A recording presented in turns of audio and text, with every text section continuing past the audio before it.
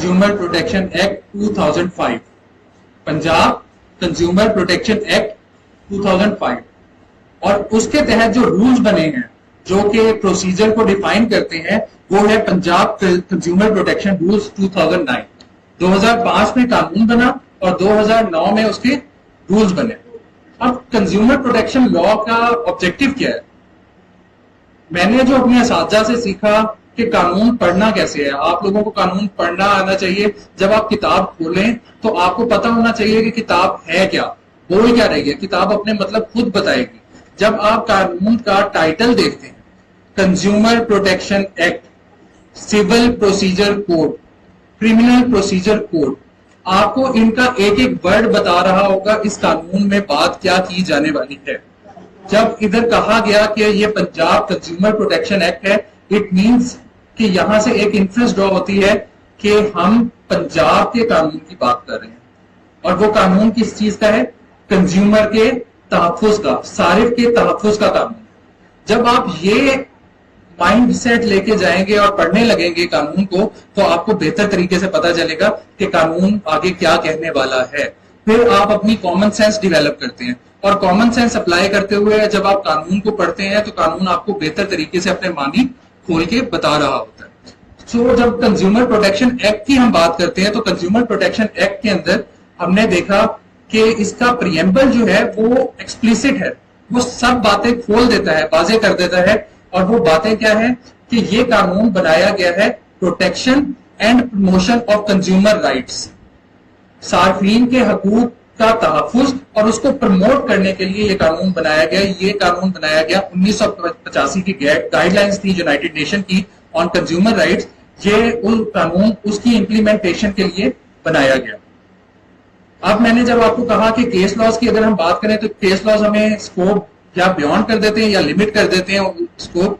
तो अगर आप देखें तो सेकंड पोर्शन में मैंने केस लॉ लिखा हुआ है 2022 CID 638। It's a recent case law जिसके अंदर बताया गया है कि ये कानून सिर्फ और सिर्फ कंज्यूमर की प्रोटेक्शन के लिए नहीं है, सार्फिन के हकूक के तहफ्फुज के लिए नहीं है। आप थ्रेड को देखते हैं ना, थ्रेड के दो एंड्स हैं। एक एंड पे आप कंज्यूमर को देख रहे हैं और दूसरे एंड पे आप बिजनेस को भी देख रहे हैं। ये नहीं है कि आपने कोई 250 साल पुरानी चीज ली हो और 250 साल पुरानी चीज को आपके जो दादा परदादा ले गए हैं आप उसका क्लेम अब कर रहे हैं। आपने पैनासोनिक का टीवी लिया था, पैनासोनिक का टीवी आपने 1985 के अंदर लिया और वो पैनासोनिक का टीवी जो है वो अब आपके लिए खराब हो चुका है। तो आपने कहा चले मैं पैनासोनिक की कंपनी को सू करता हूं। तो वो सू करने के लिए एक टाइम लिमिटेशन भी दी गई है। तो आपने बिजनेस को हैम्पर नहीं होने देना कि आप टाइम बाद क्लेम भी ले। तो दो थ्रेड्स के दो एंड्स हैं, एक है कंज्यूमर की प्रोटेक्शन और दूसरा है बिजनेस को प्रोटेक्ट करना अगेंस्ट टाइम बाद क्लेम। ये था इसका मेन ऑब्जेक्टिव। इस कानून का मेन ऑब्जेक्टिव कि कंज्यूमर के तहफ्फुज की बात करनी है हमने, उसके राइट्स को, उसके हकूक को देखना है हमने कि मैन्युफैक्चरर कौन है, प्रोडक्ट किसे कहते हैं, किस चीज के खिलाफ हम जा सकते हैं, क्या हम मैन्युफैक्चरर के खिलाफ भी जा सकते हैं या हम जो है वो सर्विस प्रोवाइडर के खिलाफ भी जा सकते हैं, हम कब कंज्यूमर बनते हैं। तो ये सारी चीजें देखनी है। आप लोगों की नजर में, if you may allow me to ask a question, आप लोगों की नजर में कंज्यूमर कौन है? विदाउट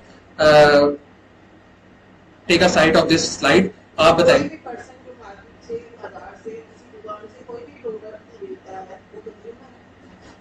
और कोई?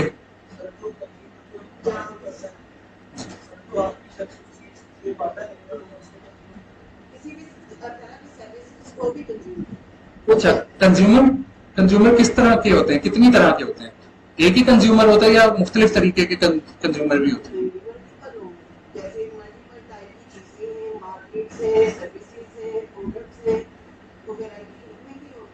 मैं पीछे वालों से भी पूछ सकता हूँ।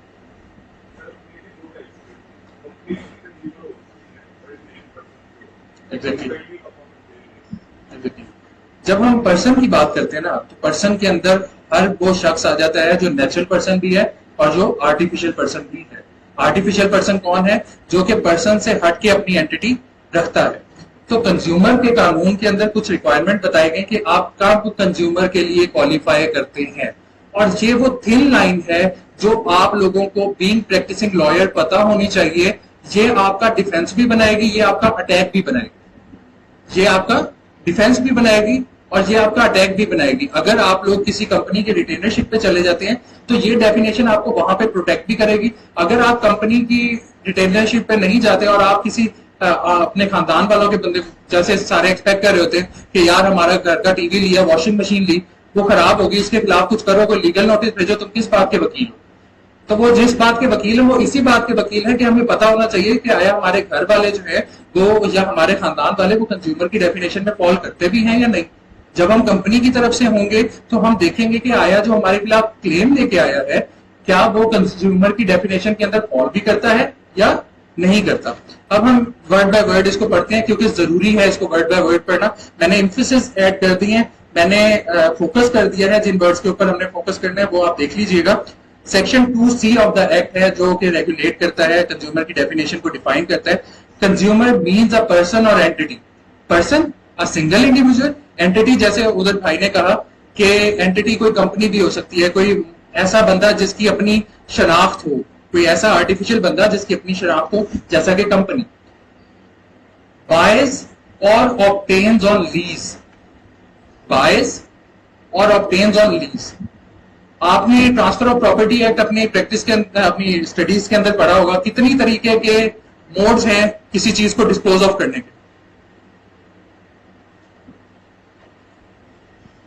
कोई प्रॉपर्टी को डिस्पोज ऑफ करने के कितने?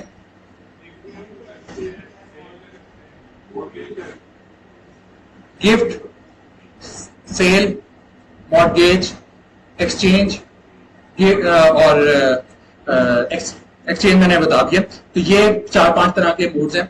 इधर उन्होंने क्या कहा कि 2 बायर्स और लीज। आप खरीदते हैं या कोई चीज रेंट पे लेते हैं, लीज पे लेते हैं, तो आप कंज्यूमर बनेंगे। लेकिन क्या ये सिर्फ काफी है? नहीं। एनी प्रोडक्ट, कोई भी प्रोडक्ट, कोई भी चीज फॉर अ कंसिडरेशन, कंसिडरेशन होना जरूरी है, तभी गिफ्ट को पुस्ट कर दिया गया, यहां से निकाल दिया गया कि कंसिडरेशन क्या है। इधर डिफाइन नहीं किया गया कि कंसिडरेशन क्या है, लेकिन आपने देखा होगा कि कॉन्ट्रैक्ट एक्ट के अंदर कंसिडरेशन की डेफिनेशन दी है। आप वहां से भी कंसिडरेशन की डेफिनेशन इंपोर्ट कर सकते हैं, ब्लैक्स लॉ डिक्शनरी से भी इंपोर्ट कर सकते हैं, आप कहीं से भी इंपोर्ट कर सकते हैं, और हमारी कोर्स इसी तरह से ही इंटरप्रिटेशन करती है। अब उन्होंने एक्सटेंसिव मीनिंग दे दिया। ये देखें कि कार्डिनल प्रिंसिपल ऑफ इंटरप्रिटेशन है कि when the word is used means, it means के स्ट्रिक्ट मीनिंग दिया गया कि जो कह दिया गया है वही मतलब है, वही एग्जॉस्टिव मतलब है जो कुछ उसके अंदर मेंशन कर दिया गया। लेकिन जब वर्ड इंक्लूड आता है तो उसका मतलब ये होता है कि जनरल मीनिंग तो है ही है, साथ ये जो हम बता रहे हैं ये भी इंक्लूडेड, राइट। तो मीन्स, ये एक रूल ऑफ इंटरप्रिटेशन है कि मीन्स एक्सटेंसिव है, रिस्ट्रिक्टिव है, और includes extensive, right. For a consideration and includes any user of such product. मैं अपनी बेगम के लिए एक वॉशिंग मशीन लेके आता हूं, मैं खुद तो नहीं इस्तेमाल कर रहा, इस्तेमाल कौन कर रहा है? मेरी वाइफ कर रही है, और मेरी वाइफ को पता चलता है कि ये प्रोडक्ट खराब हो चुकी है, तो क्या वो कंज्यूमर कोर्ट नहीं जा सकती? वो जा सकती है, इसके तहत वो जा सकती है। But does not include a person. This is the most relevant thing जो कि आपको आनी चाहिए, आपको पता होनी चाहिए कि कल जब आप लोग प्रैक्टिस के अंदर जाएंगे तो ये सिर्फ एक लाइन आपका डिफेंस बन जाएगी। But does not include a person who obtains a product for resale or commercial purpose। कि जब वो रीसेल के लिए, जैसे मैं एक इंपोर्टर हूं, मैंने बाहर से गाड़ियां इंपोर्ट की और मैंने आगे बेचनी है, ऑब्वियसली मैंने अपना बिजनेस चलाना, so I am not the consumer, right. मैंने इंटरनेट सर्विस लगाई घर में, मैंने लिया ब्रॉडबैंड लिया पीटीसीएल से, और मैंने अपना राउटर बना के मैंने पूरे मोहल्ले को तकसीम करना शुरू कर दिया internet. I am not the consumer because I am using that service for commercial purposes. I am purchasing, I am importing that vehicle for reselling, right. तो रीसेलिंग और जहां पे कमर्शियल पर्पज आएगा वहां पे आप कंज्यूमर नहीं रहेंगे। It's the most important, most pertinent defence in your case, right. और ये आपको पता होना चाहिए कि जब ये मामला आएगा, फॉर एग्जांपल अगर एक इंपोर्टर है, उसने इंपोर्ट किया है, तो वो कंज्यूमर है ही नहीं, तो वो कहां पे जाएगा? वो तो कंज्यूमर कोर्ट में जा ही नहीं सकता, तो वो कंज्यूमर कोर्ट में नहीं जाएगा, वो court of ultimate jurisdiction civil court के अंदर जाएगा, क्योंकि यहां पे उसको कोई इख्तियार नहीं मिला कि वो कंज्यूमर कोर्ट को की ज्यूरिसडिक्शन को इन्वोक करे। अब हम आते हैं दूसरी जो इसकी डेफिनेशन है सर्विस प्रोवाइडर के ऊपर। Hires any service for a consideration, किसी की सर्विसेज, किसी की फैसिलिटी लेना, राइट, कोई एडवाइस लेना। आप मैरिज हॉल से प्रोडक्ट्स तो नहीं लेते, आप क्या लेते हैं मैरिज हॉल से? सर्विसेज। तो सर्विसेज लेना, लेकिन फॉर अ कंसिडरेशन, कंसिडरेशन अपनी जगह पे इंटैक्ट रहेगी। ये क्योंकि कानून जो है कॉन्ट्रैक्ट से निकली है, तो लॉ ऑफ कॉन्ट्रैक्ट के जो बेसिक प्रिंसिपल्स हैं वो यहां पे साथ साथ पैरेलल चलते रहेंगे। And includes any beneficiary of such service, कोई उस सर्विस से बेनिफिट ले रहा है, मेरे घर वाले ही क्यों ना हो, तो वो भी इसमें फॉल करेंगे। एक केस हम आगे जाके पढ़ेंगे जिसके अंदर बेटे के एडमिशन के डॉक्यूमेंट्स थे, भिजवाए मां ने, बेटे के एडमिशन के डॉक्यूमेंट से भिजवाए मां ने, और मां लेके चली गई क्लेम, मां क्लेम लेके चली। तो उन्होंने कहा कि डैमेज तो बेटे को हुआ जिसका एडमिशन नहीं हुआ, टीसीएस के खिलाफ, टीसीएस वर्सेस हमीदा बेगम। टीसीएस ने कहा कि ये तो बेटा था जिसने सर्विसेज से जिसको डैमेज पहुंचा है, ये मां तो नहीं है। तो उन्होंने कहा मां भी बेनिफिशियरी है। सबसे पहले तो मां ने आपके साथ कॉन्ट्रैक्ट किया कि ये एडमिशन पेपर्स जो है फलां तारीख को पहुंच जाने चाहिए, राइट, वो नहीं पहुंचते तो मां भी बेनिफिशियरी है। So it's an extensive meaning of the definition of consumer.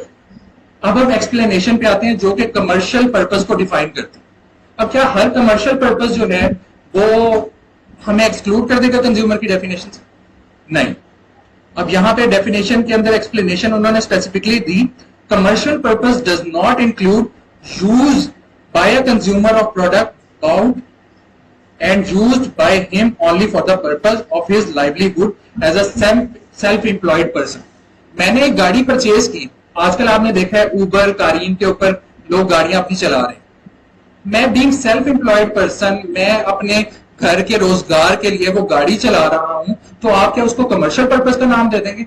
नहीं। हाँ, अगर मैं वो गाड़ी किसी और को दे देता हूं, एक्स बंदे को दे देता हूं कि आप चलाओ और मुझे खुद भी कमाओ, मुझे भी प्रॉफिट देते रहो, तो वो क्या होगा? वो कमर्शियल पर्पस होगा। लेकिन जहां मैं प्रोडक्ट को अपने यूज के लिए इस्तेमाल कर रहा हूं, अपने यूज में लेके आ रहा हूं और अपना लाइवलीहुड में अर्न कर रहा हूं, तो वहां पे ये कमर्शियल पर्पस नहीं होगा और मैं कंज्यूमर करार पाऊंगा। अब कंज्यूमर और कमर्शियल पर्पस को एक्सप्लेन किया गया, बहुत इंपॉर्टेंट केस लॉ है 2016 CLC 1145। मेरा मकसद यहाँ पे आने का ये नहीं था कि मैं सिर्फ आप लोगों को स्टैट्यूट पढ़ा के चला जाऊं। मेरा मकसद ये है कि आप जब यहां से निकलें तो एटलीस्ट आपको कंज्यूमर कोर्ट की केसेस के ऊपर इतनी ग्रिप हो कि आप कल जाके वहां पे आर्ग्यू कर सके, आपको आपके अटैक्स भी पता हो, आपको आपके पॉइंट ऑफ डिफेंसेस भी पता हो, और आपको हर वो लिटिग्रिटी पता हो इस कंज्यूमर लॉ की जो आपकी लिटिगेशन के अंदर हेल्पफुल होगी। तभी ये बार वोकेशनल कोर्स का जो पर्पस है वो फुलफिल होगा। अदरवाइज तो कानून तो आप अपने लॉ कॉलेजेस में भी पढ़ते हैं। दैट इज वाई मैंने इसमें बहुत ज्यादा केस लॉज डाले हैं जो कि आपके पढ़ने के लिए बहुत फ्रूटफुल होंगे, जिसमें आपको पता चलेगा कि कब हम कंज्यूमर बनते हैं, क्या स्कोप है मैन्युफैक्चरर का, क्या प्रोडक्ट कहलाता है। ये केस लॉ कहता है कि consumer of product as well as services, the object of commercial purpose is to make profit out of the undertaking. आपने कोई प्रोडक्ट लिया या आपने कोई सर्विसेज ली, जैसे मैंने सर्विसेज ली, पीटीसीएल वालों की ब्रॉडबैंड ले लिया मैंने और मैं उनसे इंटरनेट ले रहा हूं, तो मैंने एक राउटर बना के जब मोहल्ले वालों को दिया तो मैं उसमें से प्रॉफिट अर्न कर रहा हूं, राइट। लेकिन जब मैं बीइंग सॉफ्टवेयर इंजीनियर मैं खुद ही इस्तेमाल कर रहा होता उसका और मैं खुद ही उस पर कोडिंग करके और बाहर फ्रीलांसिंग कर रहा होता, तो मैं कंज्यूमर ही होता। तो जहां मेरा पर्सनल लाइवलीहुड है, मेरा अपना रोजमर्रा का खर्चा अखराजात है जो मैंने कमाने हैं, वहां पे जब आएंगे तो आप कंज्यूमर हैं और प्रोडक्ट को कंज्यूम कर रहे हैं। और जब आप कोई प्रॉफिट बना रहे होंगे और दूसरा भी प्रॉफिट बना रहा होगा तो तब आप कंज्यूमर नहीं है। तो इसका मतलब क्या है? इसका मतलब ये है कि consumer protection laws are applicable on end consumers, जो आखिर में है, जिनको अल्टीमेट बेनिफिट पहुंचना है उस प्रोडक्ट को, उस सर्विसेज को कंज्यूम करके, ये लॉ उसके ऊपर एप्लीकेबल होगा। अभी तक कोई क्वेश्चन?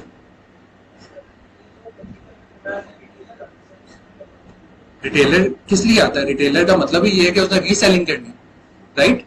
जब उसने रीसेलिंग करनी है तो वो तो कंज्यूमर की डेफिनेशन से वैसे ही होस्ट हो गया। डिस्ट्रीब्यूटर्स हैं, वो भी उन्होंने क्या करना है? मैन्युफैक्चरर ने कोई प्रोडक्ट बनाई, उसने डिस्ट्रीब्यूटर को दी, डिस्ट्रीब्यूटर ने आगे रिटेलर्स को दी, रिटेलर्स ने आगे कंज्यूमर को दी, राइट? तो एंड कंज्यूमर के पास जो है वो ये इख्तियार है कि वो कंज्यूमर कोर्ट जाए इस कानून के तहत। सो वो अभी हम देखते हैं कि जब हम मैन्युफैक्चरर की डेफिनेशन में आएंगे तो कौन कौन वो अशखास हैं जिनके खिलाफ हम जा सकते हैं। Who is manufacturer? आपका क्वेश्चन आ गया। मैन्युफैक्चरर कौन कौन है, किसे कहते हैं मैन्युफैक्चरर? हम आम मरा की जुबान में मैन्युफैक्चरर किसे कहते हैं? मुझे एंड से आवाज नहीं आ रही। साथ वाले भाई, आपको पता ही नहीं मैन्युफैक्चरर?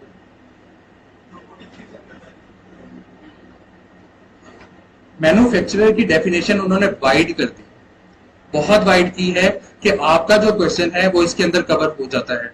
कौन कौन है मैन्युफैक्चरर? इंक्लूड्स अ पर्सन और entity who is in the business of manufacturing a product. Product बनाने में जिस बंदे का बिजनेस ही प्रोडक्ट बनाना है वो तो ऑब्वियसली मैन्युफैक्चरर होगा। अब मैन्युफैक्चरिंग ऑफ अ प्रोडक्ट किसे कहते हैं? मैन्युफैक्चरिंग ऑफ अ प्रोडक्ट कहते हैं producing, fabricating, constructing, designing, remanufacturing, reconditioning और रीफर्बिशिंग। वर्ड सेल्फ एक्सप्लेनेटरी है कि सिर्फ बना देना नहीं काफी। अब आप जाएं इधर मेयो हॉस्पिटल के पास, वहां पे प्रिंटर मार्केट है, वहां पे वो रिफर्बिश्ड आपको आर्टिकल्स देते हैं, प्रिंटर रिफर्बिश्ड देते हैं। लैपटॉप आप ऑफिस सेंटर जाते हैं, आपको रिफर्बिश्ड लैपटॉप्स मिलते हैं। तो यहाँ पे रिफर्बिशिंग को भी उन्होंने कवर कर दिया, रीमेकिंग को भी, रिकंस्ट्रक्टिंग को भी उन्होंने कवर कर दिया। तो ये उन्होंने प्रोडक्ट्स की खासियत, जैसे घर है वो आप बना सकते हैं, कंस्ट्रक्ट कर सकते हैं, ठीक है, उसे आप मैन्युफैक्चर नहीं कर सकते, फैब्रिकेट नहीं कर सकते। तो ये जो वर्ड इस्तेमाल हुए हैं, एक और रूल ऑफ इंटरप्रिटेशन है कि आप हर वर्ड को सिमिलर मीनिंग नहीं देंगे, वरना वो वर्ड रिडंडेंट हो जाएगा।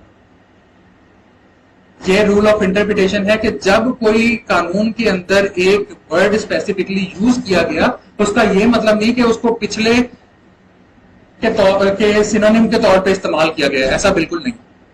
उसको सिनोनिम के तौर पे इस्तेमाल नहीं किया गया, उसका अपना एक मतलब है, लेजिस्लेचर की अपनी एक विजडम है उसको इस्तेमाल करने, राइट? तो यहाँ पे प्रोडक्ट की कैरेक्टरिस्टिक के ऊपर डिपेंड करता है कि वो फैब्रिकेट हो रहा है या वो कंस्ट्रक्ट हो रहा है। अब हम आ जाते हैं अगले कि मैंने बनवाया तो किसी और से, मैन्युफैक्चरर असल में कोई और है, लेकिन मैंने उसकी लेबलिंग कर दी। मैं ऑयल बनवा रहा हूं, ठीक है, लॉरी गेट से, लेकिन ऊपर मेरा क्योंकि गुलबर्ग में ऑफिस है, मैंने अपने ऑफिस का टैग लगा दिया, अपना ब्रांडिंग कर दी, तो मैं भी मैन्युफैक्चरर। सिर्फ ये नहीं कि जिसने बनाया आप उससे जाके पकड़े, मैं प्रमोट कर रहा हूं इस प्रोडक्ट को, मैं बेच रहा हूं आपको, तो मैं भी मैन्युफैक्चरर हूं। As a seller exercises control over the design, construction और quality of the product. Sir ji तुसी ले जाओ, बेफिक्र हो जाओ, साडी गारंटी है। आजकल मार्केट में यही होता है ना, ये कपड़ा खराब तो नहीं होगा, कपड़ा बन के आ रहा है चाइना से, थाईलैंड से बन के आ रहा है, सर जी कपड़े की गारंटी है, तुसी टेंशन नहीं लो। तो वो कंट्रोल एक्सरसाइज कर रहे हैं कि इसका डिजाइन नहीं खराब होगा, ये कपड़ा नहीं खराब होगा, कुछ भी नहीं खराब होगा, राइट? अब आ जाते हैं असेंबल्स अ प्रोडक्ट। आपने देखा होगा कि ऑटो पार्ट इंडस्ट्री के अंदर, ऑटो पार्ट इंडस्ट्री में पाकिस्तान में तो प्लांट्स लगे ही नहीं हुए, यहाँ पे तो असेंबल होते हैं, बाहर से पार्ट्स बन के आए, यहाँ पे हमने असेंबलिंग की और असेंबलिंग करके हमने CD70 बेच दी, राइट?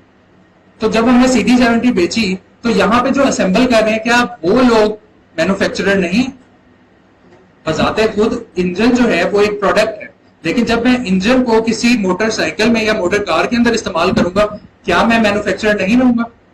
मैं मैन्युफैक्चरर की डेफिनेशन में फॉल करूंगा। अब मेरे प्रोडक्ट का जो मैन्युफैक्चरर है वो है फॉरेन का, सैमसंग बन रहा है बाहर, आईफोन बन रहा है बाहर, मैं जाता हूँ ऑफिस सेंटर और मैं वहां से आईफोन लेके आ जाता हूँ और वो मुझे वारंटी कार्ड दे देते हैं, सर जी वारंटी आपने हमसे क्लेम करनी है, आपने नहीं जाना अमेरिका नहीं जाना और आपने जाके आईफोन वालों से एप्पल वालों से नहीं क्लेम करना, आपने मेरे से क्लेम करना।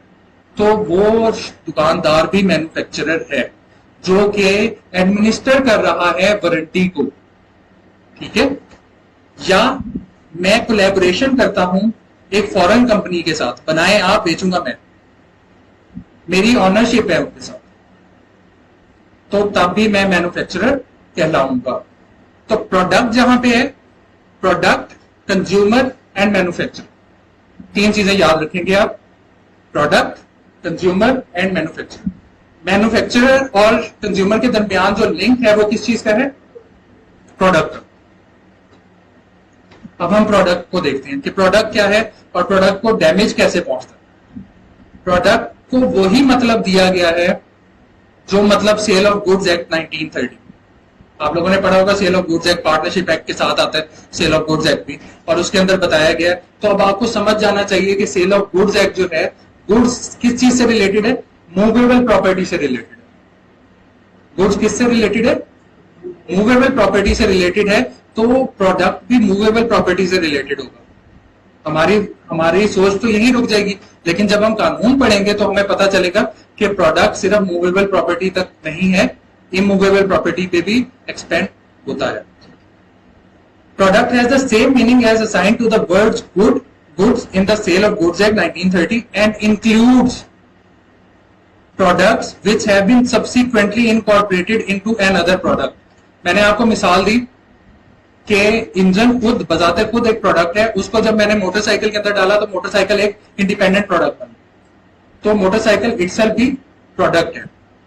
और एन इमूवेबल, वर्ड्स क्या इस्तेमाल हुए, और एन इमूवेबल, ये क्या बात हुई, प्रोडक्ट की तो बात हो रही थी, गुड्स की बात हो रही थी, सेल ऑफ गुड्स और डीली मूवेबल प्रॉपर्टी से करता है, अशिया खुर्दो नोट से, किससे करता है, अशिया खुर्दो नोट से। तो ये इमूवेबल प्रॉपर्टी कहां से आ गई, कानून है। अब जब आपने वर्ड कंस्ट्रक्ट पढ़ा है, आप एक कॉन्ट्रैक्टर है, आप उसकी सर्विसेज हायर करते हैं, उस सर्विसेज के बाद आप कहते हैं ये दीवार टेढ़ी बना दी है, आपको घर बना बनाया मिला, दीवार टेढ़ी बना दी है, इसके डिजाइन में फ्लॉ है, एक जल्जला आएगा घर गिर जाएगा, तो मैं किसके खिलाफ जाऊं, सर्विस प्रोवाइडर के खिलाफ, उस कॉन्ट्रैक्टर के खिलाफ। तो इमूवेबल प्रॉपर्टी भी तो आती है। But does not includes animals, जानवर हजरात नहीं होंगे। आप अगर बकरा मंडी जाते हैं और कहते हैं कि ये बकरा चलते चलते टुल मारता है, तो टुल मारने के आपको डैमेजेस तो नहीं मिलेंगे क्योंकि वो कंज्यूमर में आता नहीं है। वहां पे कंसेप्ट आ जाएगा किसका, मुश्तरी होशियार बाश, बायर बिवेयर, खबरदार।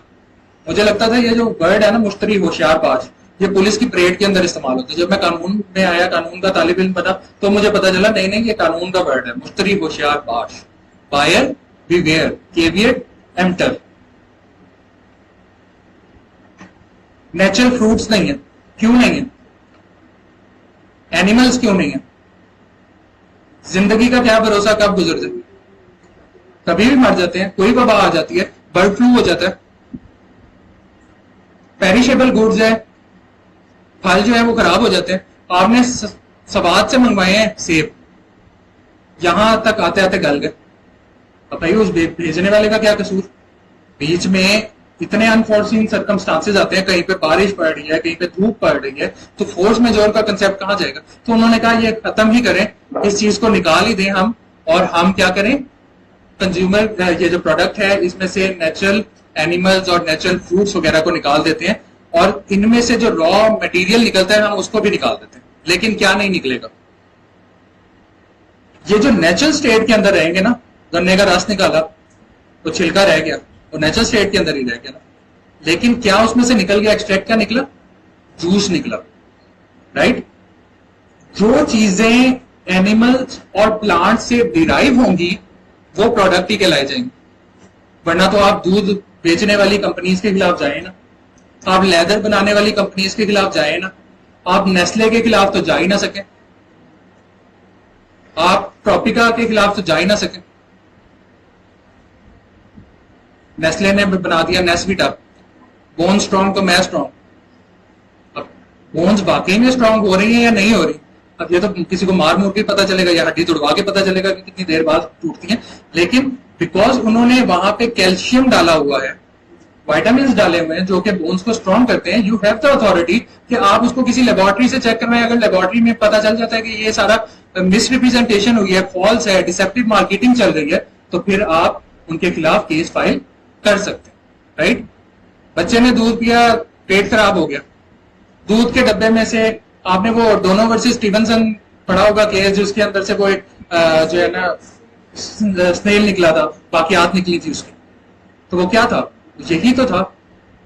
अगर हम जो चीजें डिराइव हो रही हैं एनिमल्स में से और प्लांट्स में से, अगर हम उन कंपनीज के खिलाफ जो डिराइव कर रही हैं, हम उनके खिलाफ ही नहीं जाते, तो फिर तो ये कानून ही खत्म हो जाना। क्योंकि अक्सर तो आपने जाना या तो इलेक्ट्रॉनिक प्रोडक्ट्स के लिए या आपने इस चीज के लिए। सेल ऑफ गुड्स एक्ट के अंदर प्रोडक्ट को किस तरह से डिफाइन किया। Goods means every kind of movable property, जैसे मैंने कहा कि मूवेबल प्रॉपर्टी के ऊपर सेल ऑफ गुड्स अप्लाई करता है। यहां पे specifically mentioning of sale of goods act इसलिए है क्योंकि प्रोडक्ट की डेफिनेशन में कंज्यूमर प्रोटेक्शन एक्ट में रिफर किया गया है sale of goods act. That is why मैंने यहाँ पे स्पेसिफिकली आप लोगों की क्लियरेंस के लिए, क्लैरिटी के लिए ये मैंने डेफिनेशन डाली। Goods means every kind of movable property other than actionable claims and money and includes electricity, water, gas, stock and shares, growing crops, grass and things attached to or forming part of the land. मेरे जमीनों पे कपास उग रही है, अब वो कपास जब तक जुड़ी हुई है वो तो इमूवेबल प्रॉपर्टी है, लेकिन जो चीज सेल होने से पहले पहले कट सकती है और सेवरेबल है, टूट सकती है, निकल सकती है, तो वो क्या है, वो गुड्स है सेल ऑफ गुड्स एक्ट की स्कोप के अंदर। सेक्शन 2D डिफाइन करता है कि डैमेज क्या है, डैमेज टू द प्रोडक्ट क्या है। डैमेज मीन्स ऑल डैमेज, यहां पे वर्ड डैमेजेस नहीं यूज किया गया। डैमेजेस और डैमेज का फर्क आपको पता होना चाहिए। डैमेज नुकसान है और डैमेजेस उस नुकसान की भरपाई है, तलाफी है in monetary terms, right. Damage means all damage caused by a product और service including damage to the product itself. पंखा लिया, पंखे की कंस्ट्रक्शन के अंदर या डिजाइन के अंदर या कैपेसिटर के अंदर या वाइंडिंग के अंदर ही प्रॉब्लम थी, पंखा उड़ गया, तो प्रोडक्ट इटसेल्फ तो खराब हो गया। दूसरा क्या डैमेज है, इकोनॉमिक लॉस। ये पंखा मैंने लगाना था, ये एसी लगाना था मैंने अपनी दुकान पे, ताकि जो ग्राहक आए उनको एक अच्छा एटमॉस्फेयर मिले, एक ठंडा एटमॉस्फेयर मिले गर्मी के मौसम में, और वो आके सुकून से खरीदारी कर सके। मुझे तो इकोनॉमिक लॉस हुआ। अनफॉर्चुनेटली पाकिस्तान के अंदर ये जो इकोनॉमिक लॉस का कंसेप्ट है ये डेवलप नहीं हो सकता। अगर हम बर्तानिया में देखते हैं, और आप लोगों के लिए कि अगर आप लोगों ने थोड़ा सा इम्प्रोवाइजेशन लानी है अपनी प्रैक्टिस में, तो मैं आपको 3 फैक्टर्स बता देता हूं economic loss. First one, actual loss, जो आपको एक्चुअल डैमेज हुआ। एक है रिलायंस लॉस, कि उस प्रोडक्ट के ऊपर रिलाय करते हुए मैंने क्या क्या इकदाम ले लिए हैं, मेरा रिलायंस कितना हुआ है और उसकी वजह से मुझे क्या नुकसान हुआ है। अगर प्रोडक्ट को देखा जाए तो प्रोडक्ट में फॉर इंस्टेंस मैं गया हूं, जाके मैंने एक एसी खरीदा है, मैं घर आ गया, एसी की कंसिडरेशन है 1,33,000। अब मैं घर गया, घर से निकला, मैंने एक वैन करवाई जिसमें उस एसी को लोड करवाया, उस वैन वाले ने अलहदा पैसे लिए, एक कारीगर को बुलाया जिसने वो एसी अलहदा से इंस्टॉल किया। ये सारे भी तो ये मैंने रिलाय करके कि मेरा एसी ठीक है आएगा और मैंने चलाना, ये तो कॉस्टिंग है। और एक्सपेक्टेशन लॉस, कि मैं इस प्रोडक्ट से क्या क्या एक्सपेक्ट कर रहा था, कि कितनी मैंने मैन्युफैक्चरिंग करनी है, क्या क्या मैंने कर देना है, मैं मियां मंशा बन जाना है, मैंने बिल गेट्स बन जाना है, ठीक है, कंप्यूटर लाके मैंने क्या क्या कर लेना, मेरी एक्सपेक्टेशन है। लेकिन वो एक्सपेक्टेशन क्या होनी चाहिए, इट मस्ट बी रीजनेबल। क्या होनी चाहिए, it must be reasonable. You should know that law is reasoning. Law is nothing but reasoning. So reasonable को आपने हमेशा से जी क्या रीजन लिंक ही लॉजिक से। इलॉजिकल चीज आपको समझ आती। मैं वैसे क्रिमिनल की एग्जांपल दूंगा कि वाकया है मुजफ्फरगढ़ का, मुल्तान का, ठीक है, और गवाह जो है ना वो मालाकांड से आ रहे हैं। रीजनेबल नहीं है ना चीज। तो रीजन का ताल्लुक ही लॉजिक से, और रीजन और लॉजिक से जब चीजें बियॉन्ड जाती हैं वो फिर फेथ बन जाती है। तो डैमेज का मैंने बता दिया कि इकोनॉमिक लॉस होना चाहिए या damage to the product itself होना चाहिए। Damage to the product itself भी होगा तो वो डैमेज करार दिया जाएगा, इंक्लूडिंग है कि आपको इकोनॉमिक लॉस भी उससे हो जाए। और उसके मैंने 3 फैक्टर्स आपको बता दिए, एक फैक्टर एक्चुअल लॉस है, सेकंड फैक्टर रिलायंस लॉस है, third factor is expectation loss. Exclusion from products हमने पढ़ तो लिया कि एनिमल्स नहीं है लेकिन इमूवेबल प्रॉपर्टी है। मैंने आपको आते ही कहा कि केस लॉस या तो स्कोप वाइडर कर देते हैं या स्कोप जो है वो लिमिटेड कर देते हैं। तो हमने देखा केस लॉस के थ्रू कि कौन कौन सी चीजों को प्रोडक्ट से निकाल दिया। इमूवेबल प्रॉपर्टी, तमाम मामलात इमूवेबल प्रॉपर्टी से रिलेटेड वो कंज्यूमर कोर्ट में नहीं जाएंगे, हालांकि स्पेसिफिकली लिखा हुआ है immovable in the product, right. अब कौन कौन से मामला जाएंगे, मैंने आपको एक एग्जांपल दी कि आपने कॉन्ट्रैक्टर की सर्विसेज हायर की, उसने दीवार टेढ़ी कर दी, उसने लेंटर सही नहीं डाला, जैसे ही घर में एंटर हुए 2-3 ईंटें गिरी घर के बच्चे के ऊपर, ठीक है। साइटेशंस हैं जिसमें कहा गया कि कौन कौन से मामलात इमूवेबल प्रॉपर्टी से रिलेटेड नहीं जाएंगे। सोसाइटी ने आपको कहा कि जी हाँ आप पैसे दें, आप प्लॉट खरीदें, हम तो डेवलपमेंट की लाइनें लगा देंगे, हम ये कर देंगे, जिम्नेजियम खोल देंगे, ग्राउंड्स खोल देंगे, बच्चों के लिए पार्क्स खोल देंगे, ठीक है, दरिया टाउन में विंटरलैंड खोल देंगे। वो पूरी नहीं हो रही, वो ट्रेड पफ थे, मेयर ट्रेड पफ थे। आपने ले ली, प्लॉट्स ले लिए, अब आप कह रहे हैं ये तो बना ही नहीं रहे, आप कंज्यूमर कोर्ट चले गए। तो केस लॉ आया PLD 2021 लाहौर 713। उन्होंने कहा कि आप ये जो डेवलपमेंट फैसिलिटीज को इन्फोर्स करवाना है, इसके लिए आप कंज्यूमर कोर्ट नहीं आ सकते। फिर हर सोसाइटी का आपको इल्म है कि उधर पोजेशन चार्जेस होते हैं। आप प्लॉट ले लेते हैं, प्लॉट की फाइल ले ली, उसके बाद जब बैलेटिंग हुई, बैलेटिंग के बाद पोजेशन की बारी आई, तो पोजेशन के आपको कुछ चार्जेस देने पड़ते हैं। आपने पोजेशन चार्जेस नहीं दिए, जैसे DHA के अंदर आप पोजेशन चार्जेस नहीं देते, आपको पोजेशन नहीं मिलता। आप चले गए कंज्यूमर कोर्ट में, मैंने इतने पैसे दे दिए, सिर्फ पोजेशन चार्जेस की बिना पे ये मुझे पोजेशन नहीं दे रही है, मुझे अपनी जमीन से डिप्राइव कर रही है। तो कोर्ट ने कहा नहीं, आप कंज्यूमर कोर्ट नहीं जाएंगे, आप जाएं सिविल कोर्ट जाएं, आपके पास इख्तियार है। PLD 2020 लाहौर 488। लास्ट वन, मैंने एक प्रॉपर्टी डीलर से मामलात तय किए और उसने कहा सर आप बेफिक्र हैं, 2 महीने बाद आप पैसे लेके आए और रजिस्ट्री ले जाए। वो रजिस्ट्री नहीं करवा के दे रहा। अब मैं क्या कंज्यूमर कोर्ट जाऊंगा? नहीं। कोर्ट ने कहा नहीं, ये मामलात नहीं है जो कंज्यूमर कोर्ट डील करे। अब जैसे हमने एनिमल्स की बात की, एनिमल्स में बर्ड्स तो नहीं आते, या आते हैं? एनिमल में बर्ड्स आते हैं या नहीं आते? आते हैं। जो बर्ड एनिमल इस्तेमाल किया गया है कानून के अंदर, वो जेनेरिक इन नेचर है, वो हर चीज को अपने अंदर जम कर रहा है। Rule of interpretation इजस्डम Gennaris, इजस्डम Gennaris के एक जॉनरे का, एक जेनेरिक का वर्ड इस्तेमाल हुआ है और अगला वर्ड भी उससे मिलता जुलता है, तो सेम जॉनरे में इस्तेमाल होगा। जैसे फॉर एग्जांपल, मैं एक एग्जांपल देता हूं, बात हो रही है जमीन पे चलने वाली व्हीकल्स की, motorcycle, cars, right, tanks, tractor, motorcycle, rickshaw, गाड़ी। अब उसके अंदर आप बहरी जहाज तो नहीं लेके आएंगे क्योंकि वो उस जॉनरे से ही निकल जाता है। एनिमल्स इधर जनरल इस्तेमाल हुआ है, एनिमल्स का मतलब बर्ड्स इंक्लूडेड, कि मैंने फलां कॉन्ट्रैक्टर को कहा, पोल्ट्री फार्म वाले को कहा मुझे A ग्रेड की मुर्गियां दे दें, चाहे देसी मुर्गी उठा दें, तो उसने देसी मुर्गी के बजाय मुझे बॉयलर उठा दे, तो मैं क्या करूंगा इस मुर्गी? उन्होंने कहा एनिमल्स तो नहीं।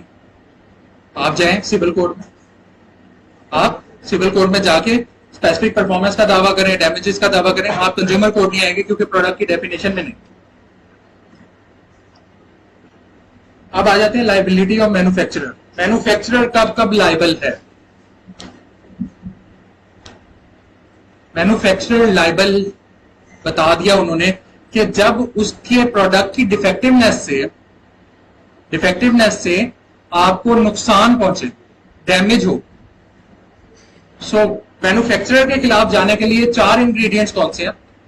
You should be a consumer, you should have purchased a product or obtained on lease a product. Third, जिससे आपने खरीदा वो मैन्युफैक्चरर की डेफिनेशन में फॉल करता हो. चौथा, उस प्रोडक्ट से आपको डैमेज हुआ. जब ये 4 इंग्रेडिएंट्स पूरे हो जाएंगे, आप मैन्युफैक्चरर के खिलाफ कहां चले जाएंगे? कंज्यूमर कोर्ट में. अब कब कब प्रोडक्ट डिफेक्टिव होता है?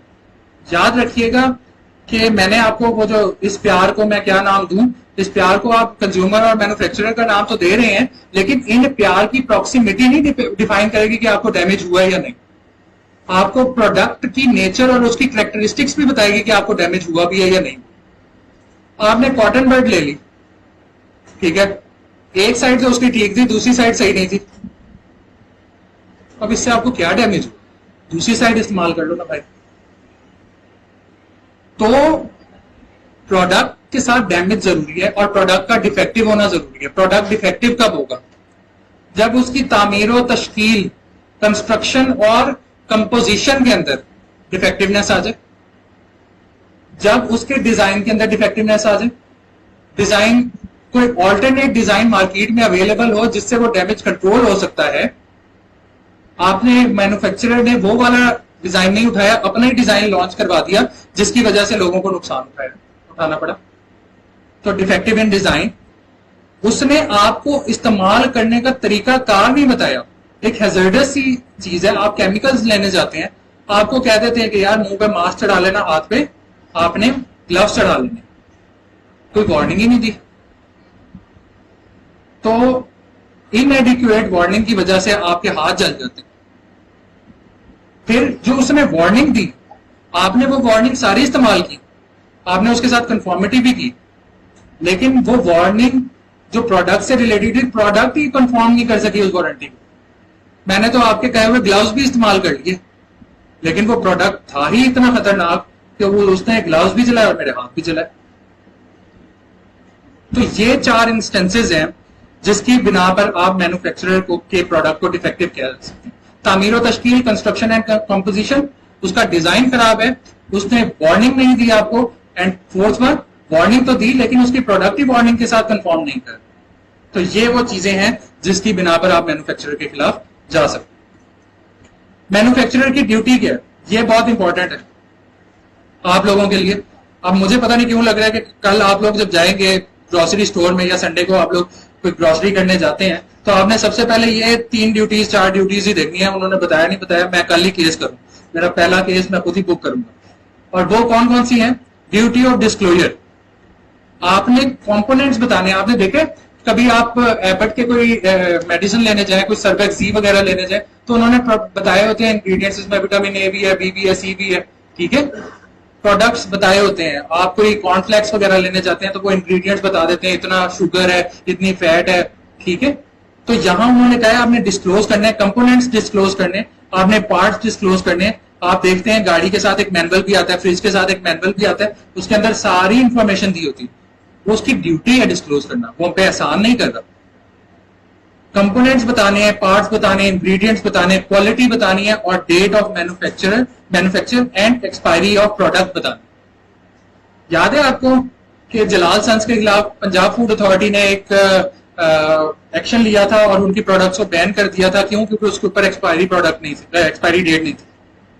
और तब से उन्होंने एक्सपायरी डेट ही इतनी रखी है कि बंदा सोचता है कि घर जाते जाते एक्सपायर ना हो जाए. 2 दिन की एक्सपायरी डेट रखी है. अब बताओ मैं 2 दिन में इतनी डबल रोटी कहां से खाऊं? अब आ जाए prices to be exhibited. Euro store में जाएंगे, सबसे बड़ा मसला आपके लिए यही है, प्राइसेस नहीं लिखी होती है. आपको काउंटर पे जाना पड़ता है, वो प्रोडक्ट उठा के ये लें जी, इसको दिखा दें कितने रुपए का. ओहो बहुत महंगा है. अमेरिकन गार्डन की मैंने नहीं पीनट बटर लेनी, मुझे हरमन्स की दे दो, बहुत महंगी है. कहां पता चले? आप लगाए ना शेल्फ्स के ऊपर ताकि मुझे अंदाजा हो. आपने डिस्प्ले ही नहीं की हुई है. मुझे वो जब तक टन की आवाज ना आए, वो कुछ लोगों को तो मजा भी बड़ा आता है उस आवाज का कि जाएंगे वो टिक की आवाज आएगी, जैसे बच्चे नहीं होते वो वॉक थ्रू गेट से बार बार गुजर रहे होते, वो टी टी टी टी की आवाज बहुत मजे की लगती है. तो हमारे भी कुछ ऐसी शौक है. तो आपने ये जरूरत ही ना पेश है कि बच्चे खेलें आपके साथ, आप पहले ही प्राइसेस एग्जिबिट कर दें प्रोमिनेंट प्लेसेस के ऊपर. आप ये तो बहुत कर देते हैं, 299 में आपको 250-300 मिनट मिल जाएंगे, नीचे बिल्कुल बारीक करके लिखा होता है टैक्स लागू होगा। अब आ जाए receipt to be issue, receipts आपने देनी है, चाहे वो कच्ची रसीद हो या चाहे वो पक्की रसीद हो, देनी है। रसीद के अंदर लिखना क्या है, डेट ऑफ सेल आपने लिखनी है, जो गुड्स आपने बेची है आपने वो लिखनी है, आपने क्वांटिटी लिखनी है कितनी थी, और प्राइस ऑफ गुड्स क्या थी, और अपना भी बताना है कुछ, ताकि कल हम आपके खिलाफ जा रहे हो तो हमें पता हो कि कौन बंदा बैठा हुआ था, कौन सी दुकान है, कौन सा किराना स्टोर है जिसके खिलाफ हमने जाना है। रिटर्न एंड रिफंड पॉलिसी सबसे बड़ा जो पाकिस्तान के अंदर धोखा होता है ना, इसमें ले जाए जी ये रिफंड हो जाएगा, ये रिटर्न हो जाएगा। वो रिफंड का तरीकाकार ही उन्होंने ऐसा बताया है कि मेरे अभी तक 350 रुपए 3,500 रुपए बुक करो पे फंसे हुए। वो कहते हैं आपको पैसे नहीं मिलेंगे, हमारी ऐप में पड़े रहेंगे, जब जाएंगे तब जाएंगे। अब वो 1.5 साल पहले जो 1,500 कराया था वो 3,500 कराया हुआ, मेरी तो एक सीट गई। तो ये रिटर्न एंड रिफंड पॉलिसी भी आपने एक्सप्लिसिटली बता दी। ये ड्यूटीज हैं, ये ड्यूटीज ब्रीच करेंगे तो आप मैन्युफैक्चरर के खिलाफ जा सकते हैं। अब आ जाएंगे हम सर्विस प्रोवाइडर। ये तो हो गया प्रोडक्ट डैमेज, और उसके बाद मैन्युफैक्चरर, कंज्यूमर, सर्विस प्रोवाइडर भी तो है, हम लोग भी तो हैं। हमसे किसी ने सर्विसेज ली और वो खुश नहीं हुआ, वो खुश नहीं हुआ, तो हमने करना क्या है, तो उस साइल ने हमारे खिलाफ कंज्यूमर कोर्ट में जाना, क्योंकि उसने आपसे या तो फैसिलिटी ली है, या आपसे एडवाइस ली है, या आपसे असिस्टेंस ली है फॉर कंसिडरेशन। यह नहीं है कि खानदान वाले जो आपको केस देते हैं पैसा एक नहीं देते, और आपके उठने से पहले वो मलकुल मौत की तरह आपके आगे बैठे होते हैं, आप अंडरटेकर की तरह उठते हैं, फिर पता चलता है वो आपका केएमई भाई है, फिर आप लेट जाते हैं। घर आते हैं, घर आने से पहले आप पहुंचे होते हैं, नहाने जा रहे हैं तो वो वॉशरूम के अंदर बैठे हैं, आप भी मेरे केस का की बने, कंसिडरेशन देंगे, सर पे सवार वो ऐसे है। फुफियां तो आपकी करामुल कातबीन बन जाती हैं, पैसे एक नहीं दे रही। तो जहां पे पैसे दिए गए और उन पैसों के इवज आपने सर्विसेज ली हैं, तो फिर क्या होगा, आप सर्विस प्रोवाइडर बन जाएंगे और आप कंज्यूमर बन जाएंगे। कौन कौन सी सर्विसेज जो हैं वो इंक्लूड है, मेडिकल सर्विसेज, लीगल सर्विसेज। आ गए हम लोग, ये कौन सा कानून है जो हमें फंसा रहा है, ऐसे काम करो ही ना। अगर हम, आप लोगों ने बार वोकेशनल कोर्स पढ़ा, आप लोगों ने लॉ कॉलेज में गए और वहां पे एथिक्स पढ़े, कैनन ऑफ एथिक्स पढ़े, उसमें आप हमेशा याद रखिएगा, बीइंग अ सीनियर, मैं एडवाइस करूंगा कि हमेशा फेयर ओपिनियन दें, वकालत के अंदर फेयर ओपिनियन दें।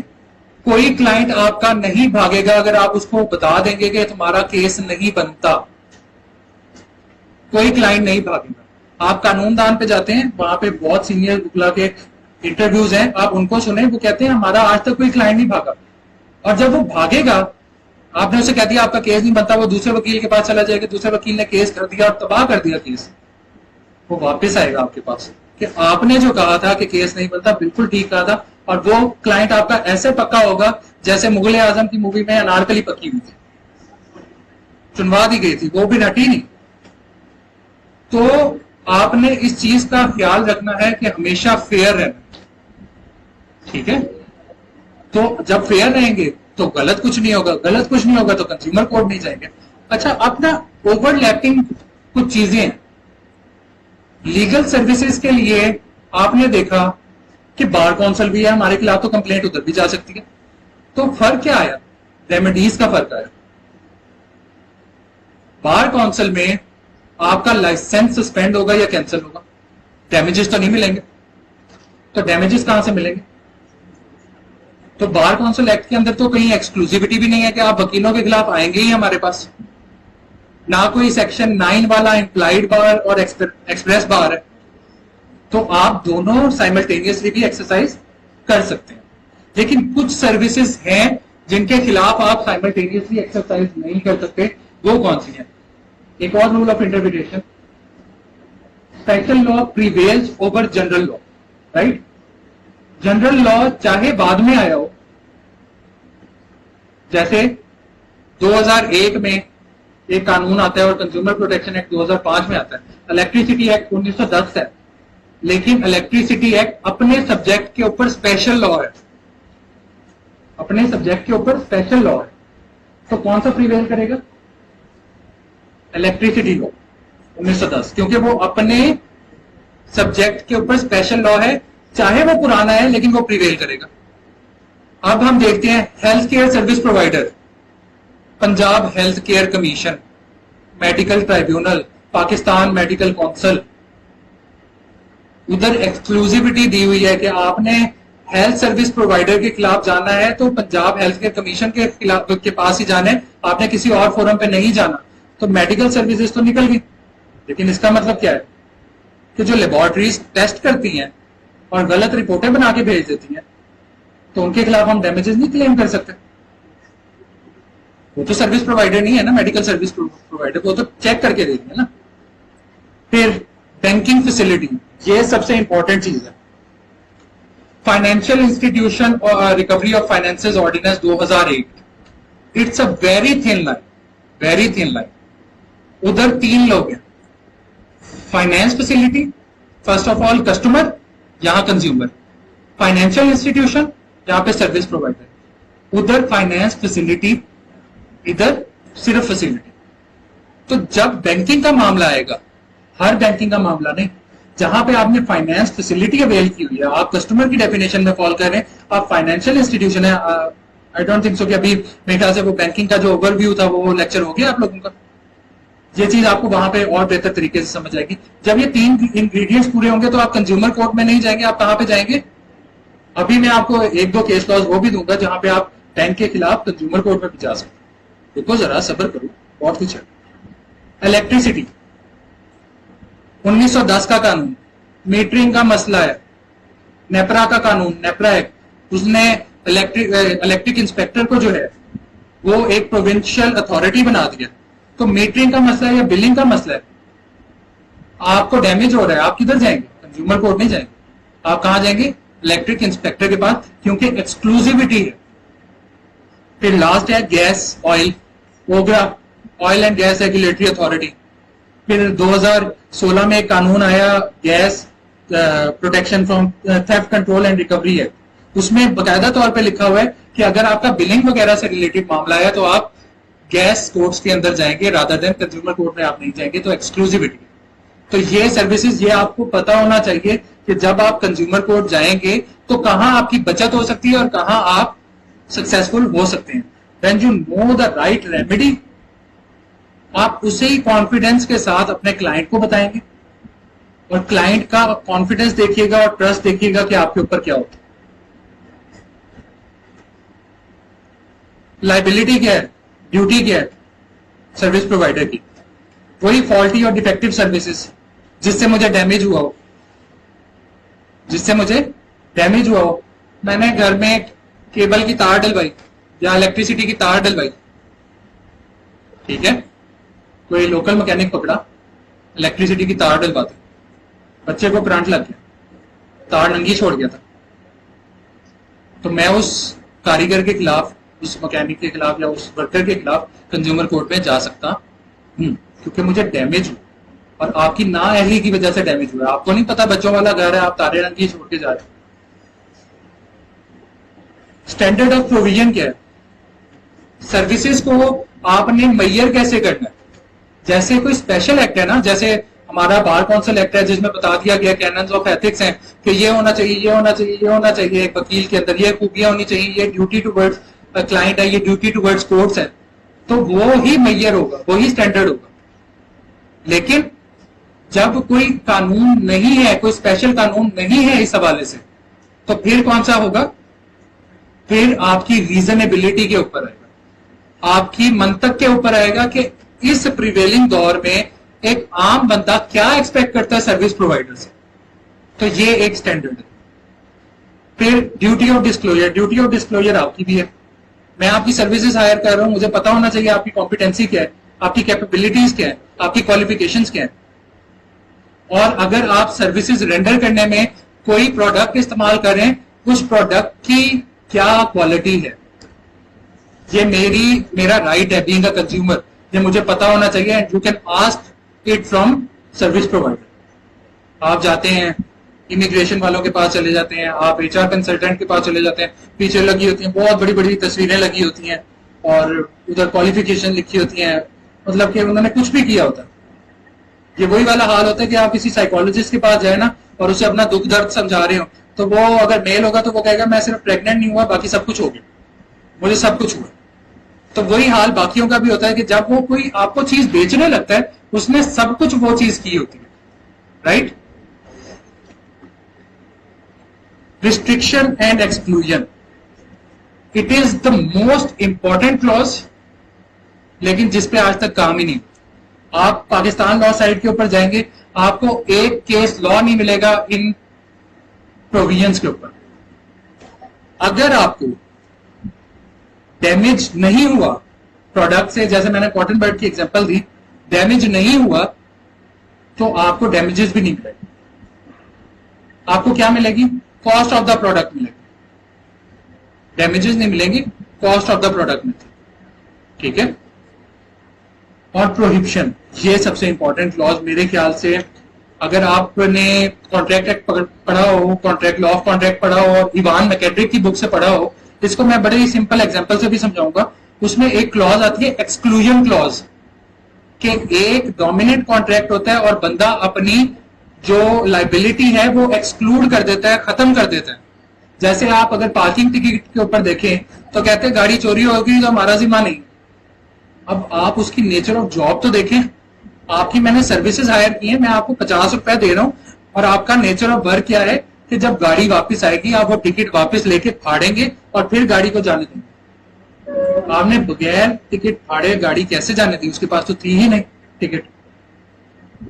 तो सिर्फ ये लिख देना कि मेरी लाइबिलिटी नहीं होगी, डॉक्टर का ये कह देना कि ऑपरेशन से पहले आप साइन कर रहे हैं कि जी कुछ हो गया ऑपरेशन के दौरान, भाई ऑपरेशन के दौरान अगर आप रीजनेबली चले तो क्यों होगा कुछ, और अगर होगा अल्लाह की मर्जी। लेकिन दरमियान में जब आप छुरी कांटे छोड़ देंगे, ठीक है, आप अपनी तरफ से रोमांटिक डिनर करने चले जाएंगे उसकी बॉडी के साथ, तो फिर तो आपका ही नुकसान, आपका ही गलती है, आपकी ही गलती है और आपके खिलाफ तो हर जाने का दावा होना चाहिए, चाहे वो किसी भी फोरम पे हो।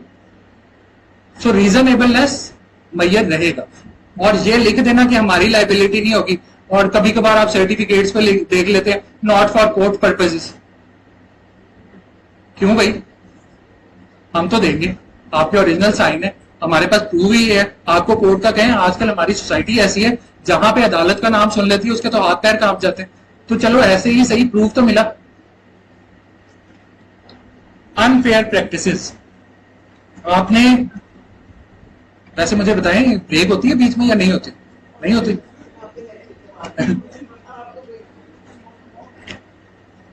अनफेयर प्रैक्टिसेस कौन सी ऐसी चीजें हैं जो आपको नहीं करनी चाहिए बीइंग मैन्युफैक्चरर और ट्रेडर और सर्विस प्रोवाइडर? आपको अपने आप को मिसरिप्रेजेंट करना नहीं चाहिए। आपको मिसरिप्रेजेंट करना नहीं चाहिए। वैसे भी मिसरिप्रेजेंटेशन के ऊपर जो कॉन्ट्रैक्ट बना हुआ होता है वो वॉइडेबल होता है। लेकिन डिसेप्टिव मार्केटिंग प्रैक्टिसेस, आप बस ये बेल्ट ले लें और उसके बाद देखें आपके बूढ़े जवान होके फिरेंगे। वो बेल्ट लगाई तो कमर का कड़ाका निकल गया। यही सिर्फ बेल्ट है जो आपके बूढ़ों को ठीक कर सकती है। उन्होंने बेल्ट लगाई तब के बेड रिडन है। ये जॉगर जो है ना, ये आपको आसमानों तक ले जाएंगे। वो महबूब जो अपने महबूबा के लिए कहता है आसमान से तारे तोड़ लाऊंगा, वो तो भाग भाग के जाएगा मैं लेके आता हूं ये जॉगर, चलो इसी बहाने खुश हो जाए। वैसे तो उसने कुछ होना नहीं, वो छलांग मारता नीचे, मुंह के बल आके गिरता। तो इस तरह की आप चीजें करें ही ना जो कि आपने पूरी नहीं करनी। आप लोगों को बेट करें ही ना, आप दिखाएं ही ना कि मेरी सर्टेन क्वालिफिकेशन है, आपका ये काम कर ही मैं सकता हूं और कोई कर ही नहीं सकता। ये वो प्रैक्टिसेस हैं जिसकी बिना पे एक कंज्यूमर भागता चला आता है आपकी सर्विसेज लेने के लिए या आपका प्रोडक्ट खरीदने के लिए। और ये मेंटेलिटी है। अगर आप देखें ना इंस्टाग्राम पे, वैसे ही आजकल आर्टिफिशियल इंटेलिजेंस इतनी हो गई है कि यहाँ पे बैठे हुए लोग भी अभी देख रहे हैं कि हमने सोचा था तो कुछ ना कुछ तो आया ही होगा। तो इंस्टाग्राम पे आपको वही चीज नजर आ रही होती है जो आपने सोची होती है। कोई गाना आपने सोचा होता है तो वो यूट्यूब पे आने लग जाता है आपके। तो करें तो क्या करें? वो फिर इतनी तवातुर से आता है कि आपकी माइंड मेकिंग होने लग जाती है कि यार ये चीज हमने खरीदनी ही खरीदनी। उसके बेनिफिट्स ही इतने बताए जाते हैं। गूगल दो चीजों की वजह से तो मशहूर है, एक बेनिफिट्स की वजह से और दूसरा ड्रॉबैक्स की वजह से। जब आप मेडिसिन के बारे में खोलेंगे या किसी सिम्टम के बारे में खोलेंगे तो WebMD वेबसाइट है, डॉक्टर है, कुछ इस तरह की वेबसाइट्स है, वो आपके लिए कॉफिन खोल के खड़ी होंगी, आ जाओ अंदर, ये तो है ही आपको ब्लड कैंसर। भाई पेट में दर्द हो रहा है, ब्लड कैंसर से क्या लेना देना। और इसी तरह अगर आप उसके फवाइद ढूंढने जाएंगे तो आपको वो पेट के दर्द में ही खुशखबरी सुना देगा। तो इस तरह की आपने मिस रिप्रेजेंटेशन करनी ही नहीं है जिस वजह से आपको भागे भागे जाना पड़े। अच्छा, अब ये जो अनफेयर प्रैक्टिसेस हैं, इससे दो कानून और भी हैं जो डील करते हैं। इसको कहा जाता है deceptive marketing practices. Trademark ordinance के अंदर आप जाएंगे तो वहां पे भी आपको डिसेप्टिव मार्केटिंग प्रैक्टिसेस मिलेंगी कि आप किसी और का लोगो नहीं इस्तेमाल करेंगे कि लोग डिसीव हों।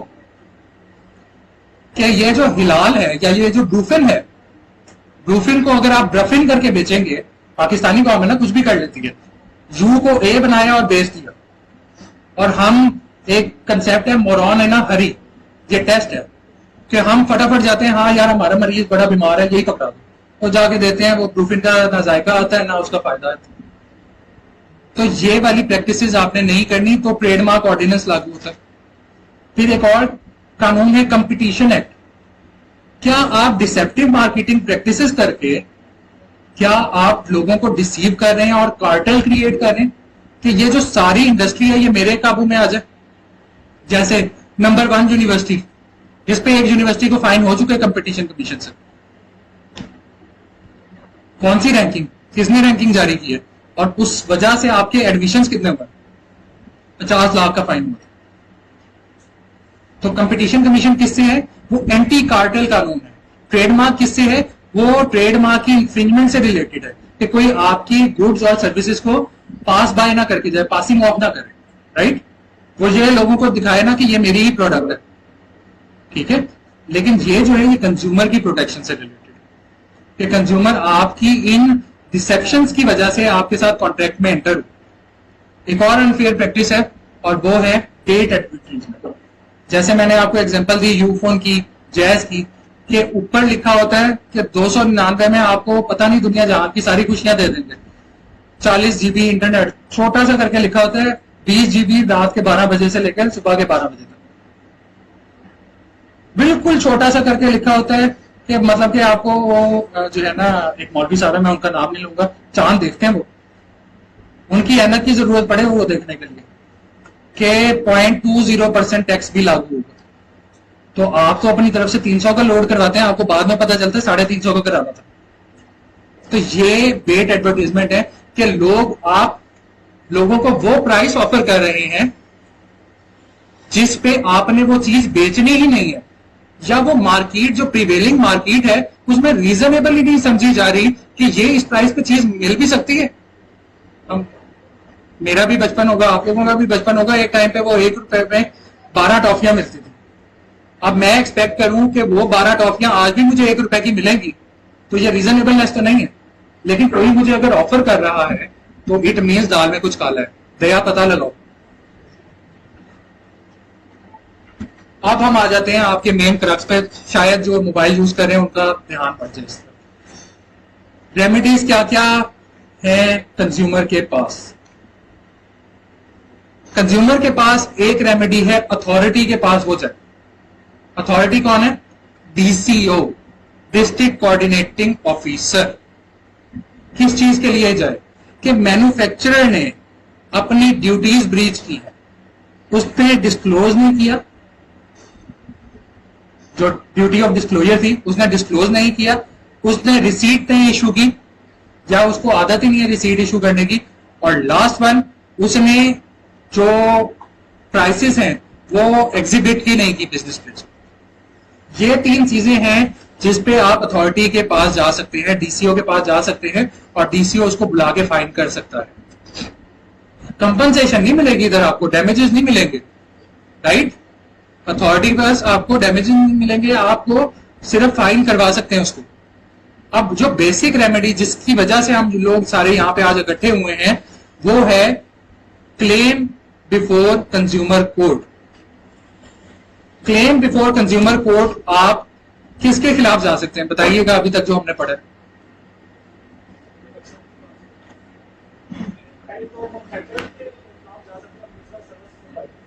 हाँ जी, बैक साइड से किस किस के खिलाफ जा सकते हैं?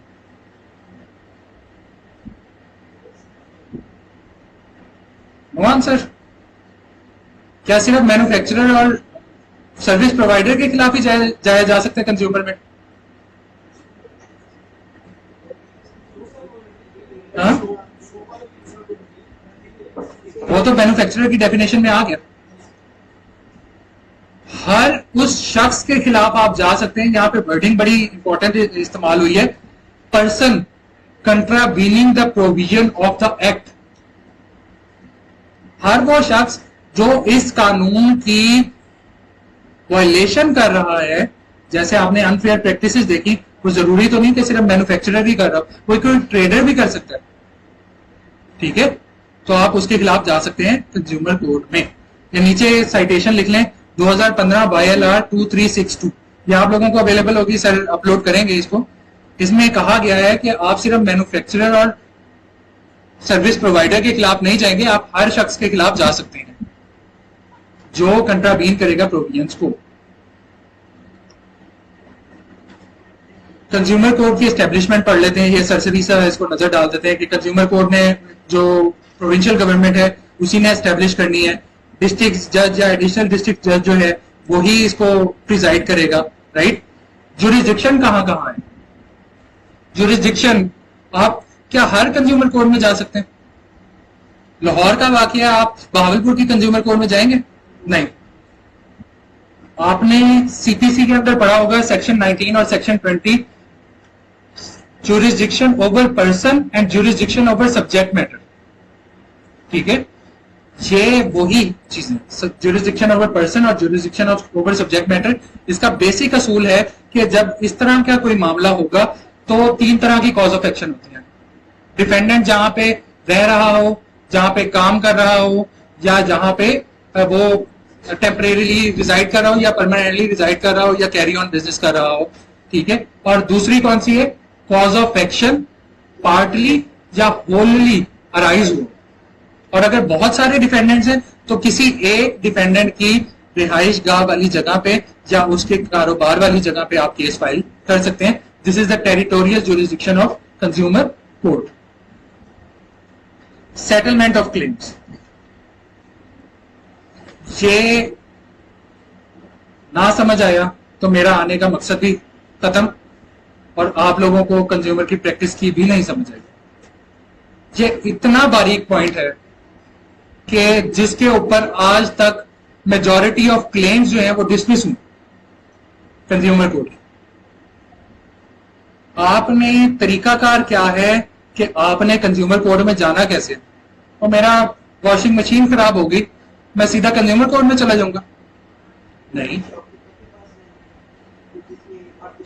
हाँ, वो उसी शॉपकीपर के पास जिसकी वो मीम बनी थी, शॉपकीपर सूजी है, आपने उसी के पास जाना है। लेकिन जाना किस तरीके से है? लीगल नोटिस लेके या रिटन नोटिस लेके कि शॉपकीपर आपने ये काम किए हैं, मैन्युफैक्चरर आपने ये किया है जिसकी वजह से मुझे ये नुकसान हुआ है। मैं आप लोगों को अपना एक ड्राफ्ट भी शेयर करूंगा जो कि सैगल मोटर्स के खिलाफ मैंने एक ड्राफ्ट तैयार किया था, लीगल नोटिस का नहीं, कंज्यूमर कोर्ट का, वो भी आप लोग देख लीजिएगा, सर के साथ मैंने शेयर कर दिया है। तो आपने पहले बताना है अपनी ग्रीवियंस का और उसे 15 दिन का टाइम देना है। 15 दिन का जब आप टाइम देंगे तो फिर उसके बाद आप एलिजिबल होंगे कंज्यूमर कोर्ट जाने के।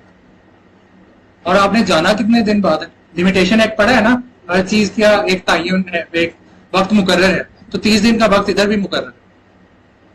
जिस दिन आपको पता चल गया कि ये प्रोडक्ट डिफेक्टिव या डिफॉल्टी है तो आपने एक रिटर्न नोटिस देना। रिटर्न नोटिस उसी 30 दिन के अंदर 15 दिन का रिटर्न नोटिस देना। जैसे मुझे आज पता चल रहा है कि प्रोडक्ट डिफेक्टिव है, मैंने कल परसों तरसों मैंने उसको एक रिटर्न नोटिस दे दिया, लेकिन 15 दिन का मार्जिन रखना। और जैसे ही उसका रिस्पॉन्स नहीं आता या रिस्पॉन्स आता है और आपको एडिक्वेट नहीं लगता, तो आप चले जाते हैं consumer court. Return notice is a pre requisite for invoking the jurisdiction of consumer court. अब कानून में नहीं बताया गया कि रिटर्न नोटिस आपने देना कब है, ये बता दिया कि आपने 30 दिन के अंदर अंदर देना। अब यहां पे एक डिबेट अराइज होगी कि यार कॉज ऑफ एक्शन तो ये भी हो सकता है कि मैं उसको कुछ साल बाद रिटर्न नोटिस दूं, वो रिटर्न नोटिस का जवाब ना दे, तो मेरे पास नया कॉज ऑफ एक्शन अराइज हो गया। ये बहुत सारे केस लॉज है, आगे जाके केस लॉ एक देखेंगे जिसमें उन्होंने कहा ये रिटर्न नोटिस तो एक कोडल फॉर्मेलिटी है। रिसेंट केस लॉ आया है सुप्रीम कोर्ट का, जस्टिस मंसूर अली शाह साहब का, जिधर उन्होंने ये डिबेट का खात्मा कर दिया, nip the evil in the bud. Civil appeal 797 of 2017 dated 23/5/2023। कितनी मेहनत करवाते हो आप लोग। 23/5/2023 में एक केस लॉ आया, उन्होंने कहा कि जिस दिन आपको पता चल गया कि ये प्रोडक्ट डिफेक्टिव या फॉल्टी सर्विसेज दी गई हैं, आपने उसी दिन से रिटर्न नोटिस देना है, वरना आप सेक्शन 28 जिसके अंदर रिटर्न नोटिस का कहा गया है, आप तो बहुत रिडंडेंट कर देंगे कि साल बाद आप रिटर्न नोटिस लिख रहे हैं, साल बाद आप उसका रिप्लाई नहीं आता, आपको कॉज ऑफ एक्शन मिल जाता है, आप फिर उसके 30 दिन के अंदर अंदर क्लेम फाइल करते हैं, ये तो एक अनएंडिंग लिमिटेशन पीरियड मिल जाएगा। ऐसा नहीं, जिस दिन आपके नॉलेज में आ गया उसी दिन आपने क्या करना है, रिटर्न नोटिस देना है 15 दिन का, और 30 दिन के अंदर अंदर आपने जाना है, एंड ऑफ खत्म। अब एक और आपको मजे की बात बताता हूं, आपको दुकानदार वारंटी नहीं देता, नहीं सर ये चाइना का माल है, इसकी कोई वारंटी नहीं, यहीं देखे जाए, ठीक है। तो आपने कॉन्डोनेशन ऑफ डिले का एक कंसेप्ट सुना होगा कि डिले कंडोन हो जाता है, ऐसे ही है। तो जब डिले कंडोन हो जाता है तो उसकी हद कितनी है, कितना डिले कंडोन कर सकती है कंज्यूमर को। पहले वो करती है 60 डेज कंडोन, मैक्सिमम कब तक कर सकती है, 60 days beyond expiry of warranty, express warranty. Warranty card मिलता है ना, मैंने मोबाइल लिया, मोबाइल का वारंटी कार्ड मिला, 2024 में जाके उसकी वारंटी एंड होनी है, और 2024 से कुछ घंटा पहले, जो वारंटी एंड होने से घंटा पहले मुझे पता चला कि यह मोबाइल खराब है, वो कहेंगे ये तो मोबाइल आपने कब से लिया, अब तो वारंटी भी एंड होगी, ये भी हो। तो 60 डेज का कुशन पीरियड रखा है कि वारंटी एंड होगी तो कंडोन कर सकते हैं, जब आप सफिशिएंट कॉज देंगे कि मैंने क्यों केस फाइल नहीं किया। अगर एक्सप्रेस वारंटी नहीं दी हुई तो फिर क्या करें, एक्सप्रेस वारंटी नहीं दी हुई तो फिर क्या करें, जाए तो जाए कहां। तो कानून ने उसका भी हल बताया, तो देखा जहां पे आपको पास एक्सप्रेस वारंटी नहीं है, हम आपको देंगे, मांगो क्या मांगते हो, 1 साल की वारंटी देते हैं। कि जहां एक्सप्रेस वारंटी नहीं है वहां ये अज्यूम किया जाएगा कि आपको 1 साल की वारंटी मिल चुकी है, और आपको जो कॉन्डोनेशन है वो उस 1 साल डेट ऑफ परचेज से 1 साल बाद के 60 डेज बियॉन्ड, 60 डेज बियॉन्ड तक आपको कंडोन किया जा सकता है। तो इंप्लाइडली अगर कोई आपको वारंटी नहीं भी देता तो कंज्यूमर कोर्ट का जो कानून है उसने आपको 1 साल की वारंटी दी हुई, लेकिन वो just for the purposes of condonation, not for the purposes कि आप उस वारंटी को अपने अलम बना के आप चले जाएंगे, मेरे पास तो इंप्लाइड वारंटी है 1 साल की, अभी चेंज करके दो, ये नहीं होगा। ये सिर्फ कंज्यूमर कोर्ट में कॉन्डोनेशन के पर्पसेज के लिए 1 साल की वारंटी, ठीक है, समझ आइए। नहीं समझ आई तो क्वेश्चन पूछ सकते। ये अब आप लोगों के लिए चेकलिस्ट तैयार होगी है कंज्यूमर कोर्ट में जाने के लिए क्या क्या चाहिए। जैसे रिश्ता लेने जाए, एक अंगूठी चाहिए होती है, एक फ्रूट की टोकरी 5 किलो का मिठाई का डब्बा, तो ये चेकलिस्ट तो तैयार कर जी जी हाँ जी। नहीं, जहां एक्सप्रेस वारंटी मिल गई है वहां वो इंप्लाइड वारंटी का कंसेप्ट नहीं है। जहां एक्सप्रेस वारंटी मिल गई है, जहां पे वारंटी नहीं मिली तो कॉन्डोनेशन के पर्पसेस के लिए आपको 1 साल मिल जाए।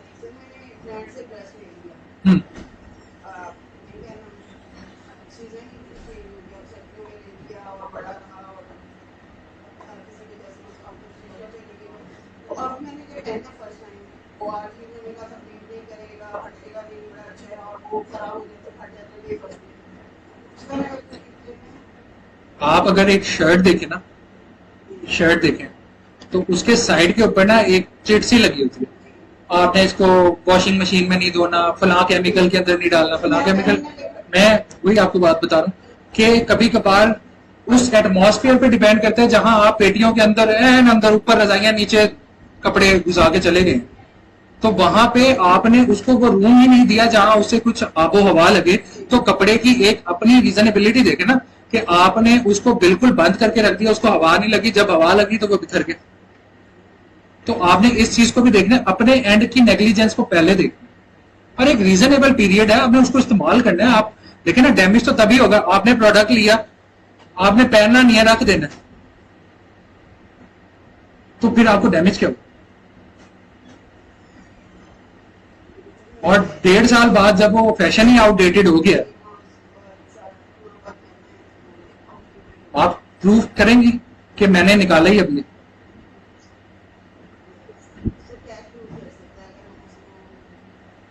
आप लेके गए हैं, उन्होंने आपको कहा रिटर्न और रिफंड पॉलिसी उन्होंने बता दी कि 10 दिन के अंदर अंदर, सेल में तो वैसे ही नहीं होती रिटर्न एंड रिफंड पॉलिसी, 10 दिन के अंदर अंदर जो करना कर लें और हम आपको रिटर्न कर देंगे। अदरवाइज आपको डैमेज होता है, आप वो पहन के जाते हैं कपड़ा, और कपड़ा पहन के किसी पार्टी में गए हैं और आपकी ये जो बाजू है वो फट गया है, और आपको एक जो है आप डिस्ग्रेस सा फील कर रहे हैं, ह्यूमिलिएशन हुई, तो ये ह्यूमिलिएशन एक डैमेज है, इसको हम पढ़ेंगे। और इसके लिए वर्ड जो इस्तेमाल किया गया, वो वर्ड इस्तेमाल किया गया कंपनसेशन।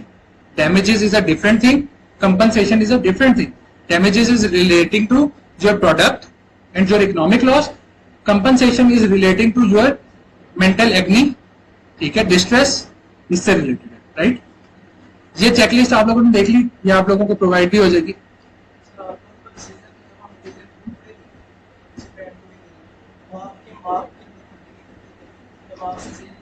दोबारा जरा बोलिएगा, ऊंचा बोलिएगा।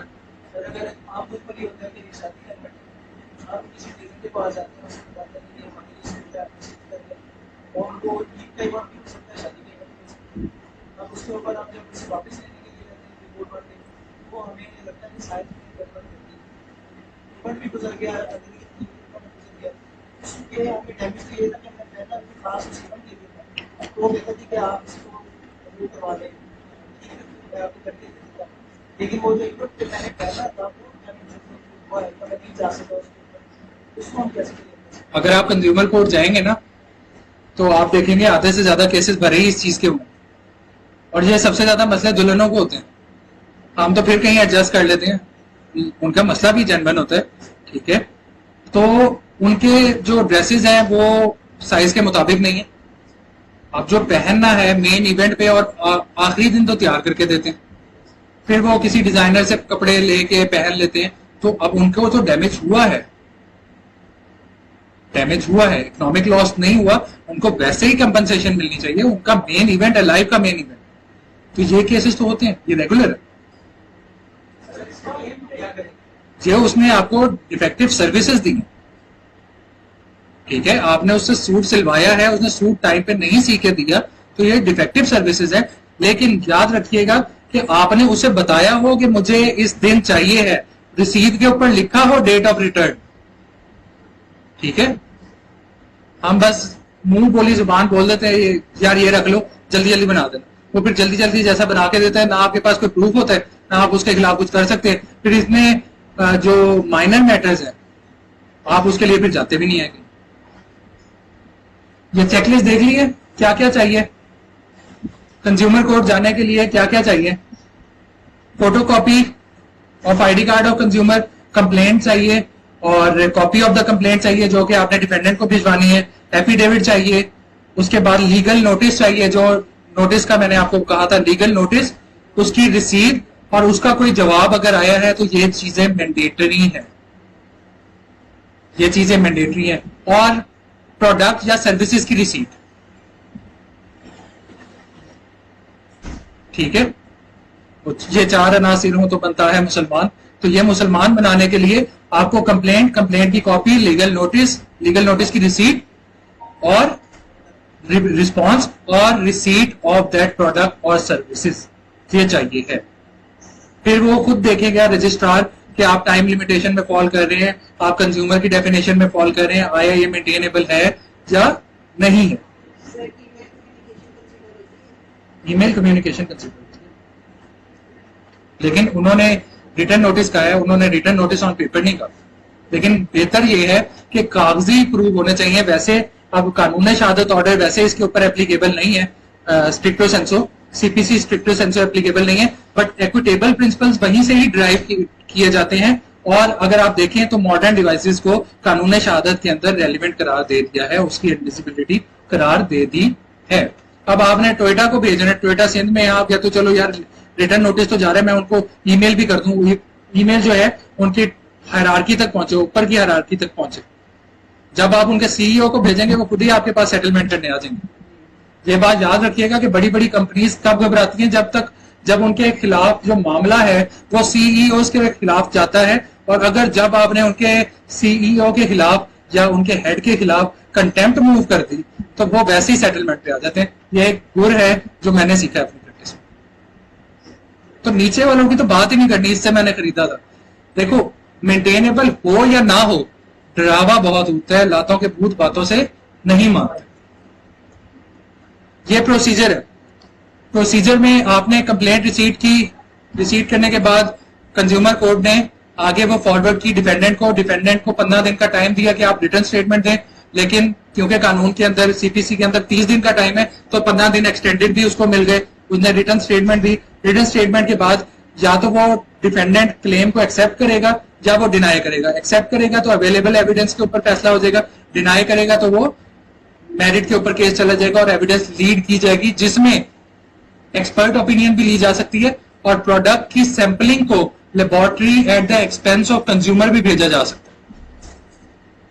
क्या क्या हो सकता है? एक्सपर्ट ओपिनियन कंज्यूमर कोर्ट मांग सकती है, या वो प्रोडक्ट की सैंपलिंग लेके लेबोरेटरी भेज देगी और लेबोरेटरी को कहेगी कि चेक करे आया जो इसने रिप्रेजेंट किया है वो चीजें इसमें हैं, इंग्रेडिएंट्स हैं, लेकिन at the expense of consumer. एक इंपॉर्टेंट चीज है प्री ट्रायल सेटलमेंट।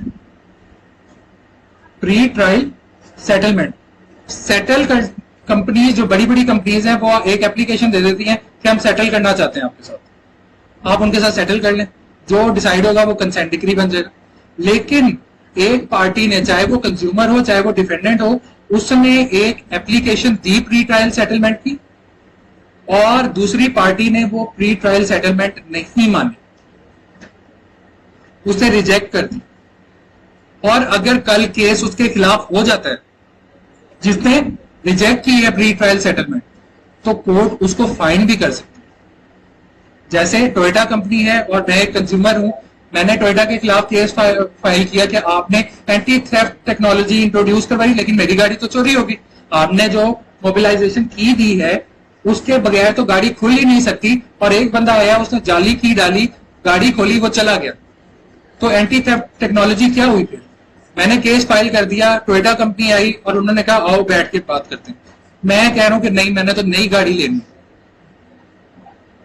बाद में पता चला कि मैं तो कंज्यूमर था ही नहीं, मैंने तो वो आगे उबर ड्राइवर को दी हुई थी या टैक्सी पे चलाई हुई थी, वो चला रहा था, मेरे खिलाफ तो क्लेम खराब हो गया, डिसमिस हो गया, तो कोर्ट मुझे फाइन भी कर सकती है। तो बेहतर ये है कि आप उस टाइम अपनी जजमेंट को इस्तेमाल करते हुए, अगर तो क्लेम रीजनेबल लग रहा है, सेटलमेंट रीजनेबल लग रही है, तो आप उसको मान लें और लिटिगेशन में मत जाए। और ये सारा का सारा प्रोसीजर 6 महीने के अंदर होगा। वैसे तो फैमिली कोर्ट का प्रोसीजर भी 6 महीने के अंदर होता है, लेकिन होता नहीं है, तो यहां पे भी वही हाल। ये प्रोविजन देख लें कि कल जब आप लोग ड्राफ्ट करेंगे कंज्यूमर की कंप्लेंट, तो आपको पता होना चाहिए कि कौन कौन सी चीजें मैं मांग सकता हूं। इलामा इकबाल ने कहा था ना, बता तेरी रजा क्या है। खुदा बंदे से जब पूछे बता तेरी रजा क्या है, तो हमारी रजाएं उन्होंने कैलकुलेटेड कर दी हैं कि ये मांगा जा सकता है। टू रिमूव डिफेक्ट हटा दें प्रोडक्ट में से, ठीक है। मेरे प्रोडक्ट को, जो डिफेक्टिव प्रोडक्ट है, उसको रिप्लेस कर दें न्यू प्रोडक्ट से, ठीक है।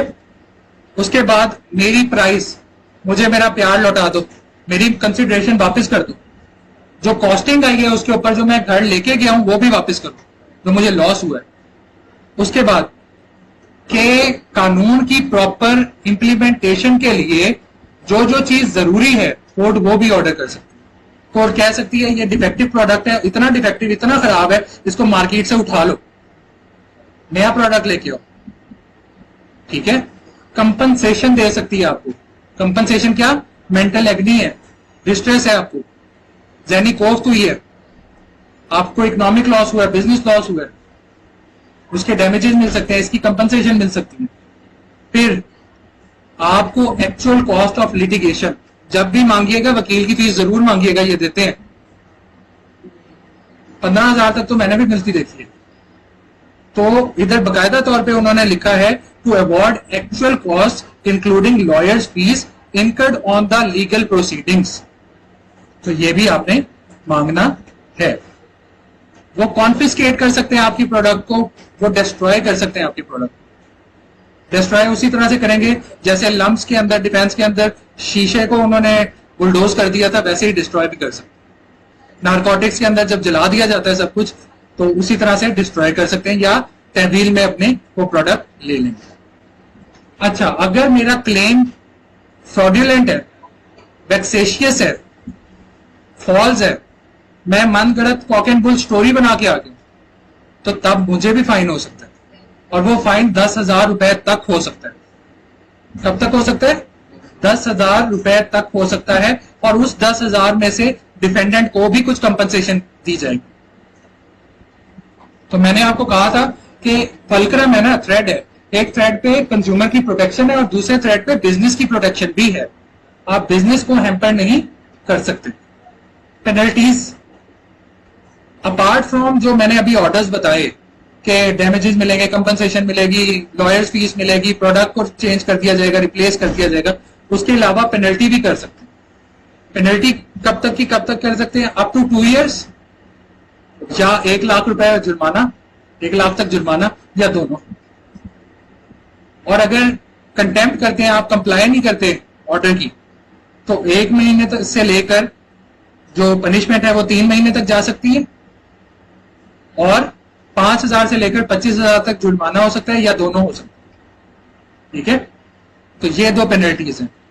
अब आलिजा हमने अपील लेके जानी है, हम नहीं खुश, मैं नहीं खेलता, कंज्यूमर कोर्ट ने सही फैसला नहीं किया, तो मैंने कहां जाना है? यहां से पढ़ के नहीं बताना, अपनी मंतक इस्तेमाल करनी है कि जब जज ही डिस्ट्रिक्ट कोर्ट है, डिस्ट्रिक्ट जज है, एडिशनल डिस्ट्रिक्ट जज है, तो ऑब्वियसली अपील उसकी सेम जज के पास तो जाएगी नहीं, तो कहां जाएगी? हाई कोर्ट में with in 30 days, with in 30 days of that impugn order. जब आप उसको इम्प्यून करेंगे, दैट ऑर्डर आपने 30 days के अंदर हाई कोर्ट में अपील लेके जानी। और ये लास्ट स्लाइड है, ये आप लोगों के लिए मेरी तरफ से एक तोहफा है, और ये केस लॉज है डिफरेंट। 2013 CLD 267 267 प्री रिक्विजिट, आप कंज्यूमर कब बनते हैं, क्वालिफिकेशन क्या है कंज्यूमर की, और कंज्यूमर कोड को जो मैंने आपको 4 चीजें बताई थी कि कंज्यूमर होना चाहिए, प्रोडक्ट होना चाहिए, डैमेज होना चाहिए, मैन्युफैक्चरर होना चाहिए, तो इधर ये एक्सप्लेन किया गया है। PID 2022 लाहौर 524 के कंज्यूमर, ये वही वाला हमीदा बीबी केस है जिसमें मैंने आपको बताया कि माँ को भी उन्होंने कहा कि वो कंज्यूमर है, तो लाइबिलिटी ऑफ सर्विस प्रोवाइडर यहाँ पे आई। PLD 2014 लाहौर 196, इधर बताया गया कि आपको अगर डैमेज नहीं हुआ तो आपको डैमेजेस भी नहीं मिलेंगे, जो मैंने आपको एक प्रोविजन पढ़ाई थी बीच में। फिर 2013 CLD 228 प्रिकॉशंस है कंज्यूमर के लिए। बीइंग अ कंज्यूमर आप ये नहीं कर सकते, जैसे आप घर लेके जाते हैं ना कोई चीज, कोई टी शर्ट ले गए, अम्मी ने कहा यार ये कौन से खट्टे रंग की टी शर्ट ले आओ, चलो वापस करके आओ, तो वापस नहीं कर रहे। चेंज ऑफ माइंड अप्लाई नहीं होता। इल एडवाइज चॉइस ऑफ प्रोडक्ट आपने नहीं करनी बीइंग कंज्यूमर, उस पर आपको रिलीफ नहीं मिलेगा। कोई डिफेक्ट बताना है आपने उसमें, तो फिर आपको रिलीफ मिलेगा। ये नहीं कहेंगे कि मुझे पसंद नहीं आया। फिर PLD 2016 लाहौर 425, इसमें 1 year वारंटी की बात की है, जो मैंने आपको इम्प्लाइड वारंटी की बात बताई थी। बात 2016 CLC 1145 कंज्यूमर और कमर्शियल पर्पस, कि कमर्शियल पर्पस अंडरटेकिंग में से प्रॉफिट होना चाहिए आपको, प्रॉफिट फॉर लाइवलीहुड नहीं होना चाहिए, अंडरटेकिंग से प्रॉफिट होना चाहिए, तो फिर आप कमर्शियल पर्पज में फॉल करते हैं और कंज्यूमर में फॉल नहीं करते डेफिनेशन में। 2013 CLD 1133, ये जब कोई आपसे पूछे ना तो यार ये तो बैंक का मामला है, हमें तो FIO में जाना चाहिए, बैंकिंग कोड में जाना चाहिए। भाई जब आपने फाइनेंस फैसिलिटी ही नहीं ली, आपने फाइनेंस फैसिलिटी ही नहीं ली, आपने कुछ लोन ही नहीं लिया, क्रेडिट कार्ड ही नहीं लिया, तो कहां की बैंकिंग कोड? उसके तो प्रीरिक्विजिट्स पूरे ही नहीं हुए, कस्टमर आप रहे नहीं, फाइनेंस फैसिलिटी आपने ली नहीं, फाइनेंशियल इंस्टीट्यूशन वो होगा। तो अगर बैंक ने या बैंकर ने आपके साथ फ्रॉड कमिट किया है, जैसे आप बिल जमा कराने जाते हैं, बिल जमा कराने गए तो उधर जो चीफ टेलर बैठा होता है उसने पैसे अपनी जेब में रख लिए, बिल तो जमा ही नहीं किया, और बहुत एम्बेजलमेंट्स ऐसी होती हैं, सर्विसेज सही प्रोवाइड नहीं की। मैं तो बिल जमा करवाने गया था, मैं तो ये कैश अकाउंट में जमा करवाने गया था, उसने अलहदा अपने पैसों में रख लिया और मुझे अभी तक SMS ही नहीं आया कि ये इतने डिपॉजिट हो चुके हैं आपके अकाउंट में। तो ये फ्रॉड कमिट किया, आपने गलत सर्विसेज दी हैं, इसमें फाइनेंस इन्वॉल्व नहीं है, फाइनेंस फैसिलिटी, तो आप बैंकिंग कोड के बजाय कंज्यूमर कोड जाएंगे। द मोस्ट इंपॉर्टेंट जजमेंट, जहां आप वो लाइन आपके सामने क्लियर हो जाती है कि कब आपने बैंकिंग कोड जाना है और कब आपने कंज्यूमर कोड जाना है। उसके बाद PID 2015 लाहौर 140, इसमें बता दिया कि फाइनेंस फैसिलिटी इन्वॉल्व थी, लीजिंग कंपनी थी, गाड़ी लीज हुई थी, तो आप कंज्यूमर कोड में नहीं जाएंगे, आप बैंकिंग कोड में जाएंगे। लाइकवाइज 2016 CLD 1546, इसके अंदर भी यही हुआ। PID 2012 लाहौर 264, इसके अंदर बताया गया कि मैन्युफैक्चरर की लाइबिलिटी, वो जो मैंने आपको कहा था कि 4 चीजें हैं तो डिफेक्टिवनेस ऑफ द प्रोडक्ट होगी, तो इसके अंदर उस चीज को एक्सप्लेन किया गया कि कब मैन्युफैक्चरर लाइबल है और कब वो लाइबल नहीं। 2015 CLC 1538 के मैन्युफैक्चरर की लाइबिलिटी का स्कोप कितना है, वाइडर है या कम है, कौन कौन सी लाइबिलिटी उसके ऊपर इंपोज की जा सकती है। तो ये केस लॉज हैं जो कंज्यूमर लॉ के ऊपर अवेलेबल हैं, और ये वो सीधा सीधा केस लॉज हैं जो कि आपको प्रैक्टिस में और आपको कल अपना क्लेम बनाने में और आपको कंज्यूमर कोर्ट की जुरिस्डिक्शन इन्वोक करने में हेल्पफुल साबित होंगे। कि कल आप जाएंगे कंज्यूमर कोर्ट तो एक कॉन्फिडेंस के साथ जाएंगे कि हाँ मैं प्रॉपर रिसर्च करके आया हूं, बनती जुरिस्डिक्शन कंज्यूमर कोर्ट की ही है। और जब आप क्लाइंट को एडवाइस कर रहे होंगे कि कंज्यूमर कोर्ट नहीं बनता, आपने बैंकिंग कोर्ट जाना है, आपने इंश्योरेंस ट्राइब्यूनल जाना है, आपने कहां जाना है, इलेक्ट्रिसिटी इंस्पेक्टर के पास जाना है, तो वो कहेगा अच्छा ये बात अलहदा ही कर रहा है वकीलों से। क्यों? क्योंकि उसने रिसर्च की, उसे पता है कि कब मैंने अपने सारिफ का तहफ्फुज कहां से मैंने प्रोटेक्ट करवाना है। And that's all from my side. If any question और क्यूरी।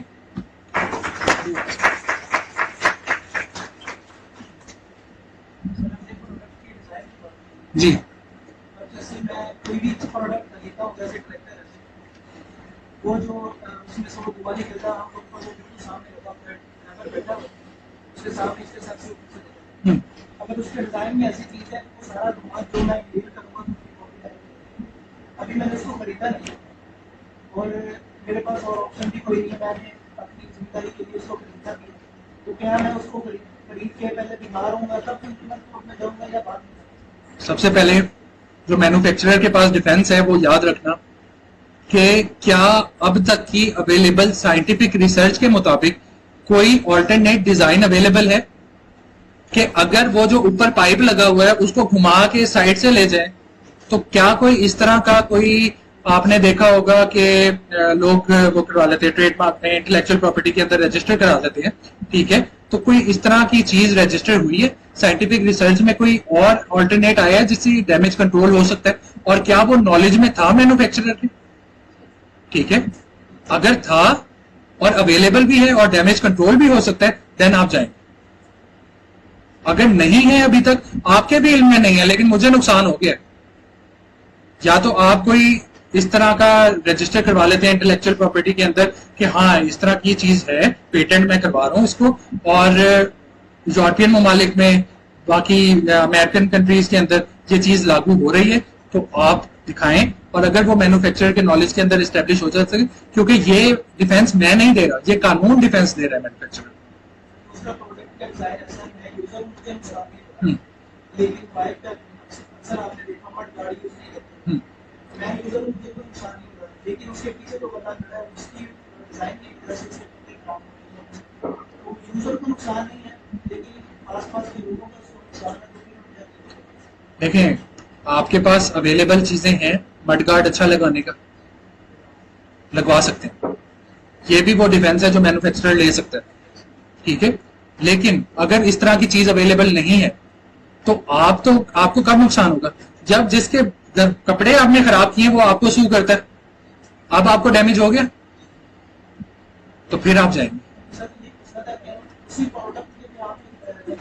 उसी प्रोडक्ट के ब्याह पे, और डैमेज कहां से एस्टेब्लिश करेंगे?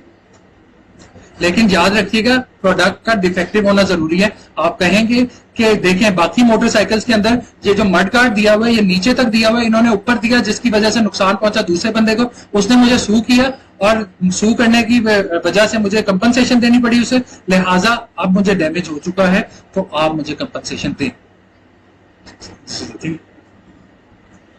यस,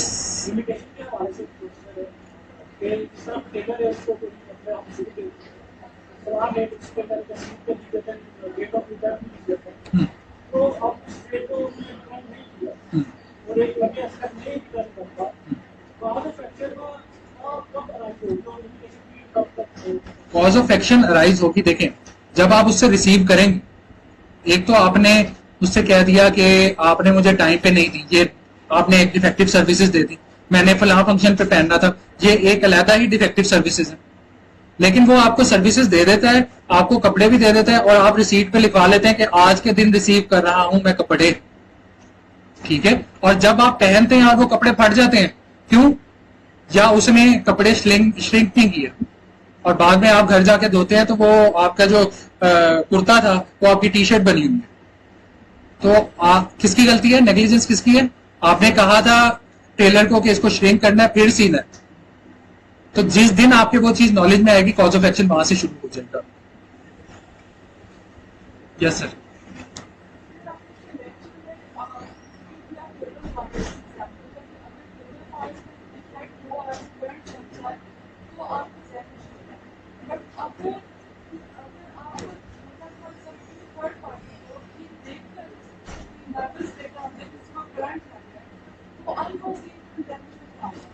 वो आप बीइंग डायरेक्ट कंज्यूमर नहीं है, आप बीइंग डायरेक्ट कंज्यूमर नहीं, जो थर्ड पार्टी है वो, हाँ वो देख है ना वो कंज्यूमर है, ना वो खुद यूज कर रहा है वो केबल्स, ना उससे बेनिफिट उठा रहा है, ठीक है, ना उसने वो खरीदी, तो वो तो कंज्यूमर कोर्ट में आ ही नहीं सकता।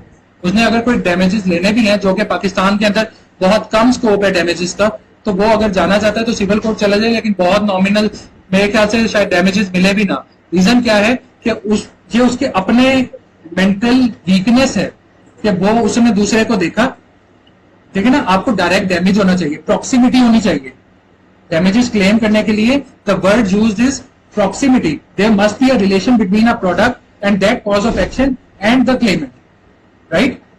आपकी प्रॉक्सिमिटी क्या है? आप दूर से देख रहे हैं, अब जैसे फॉर एग्जांपल पुलिस मुकाबले हो रहे होते हैं, आप घर में बैठे हैं, आपको समझ में आया कि यार गोलियां चल रही हैं, आप उस गोलियों की आवाज से ही आपका नर्वस ब्रेकडाउन हो गया, तो अब आप इसके ऊपर डैमेजेस लेने जाएंगे।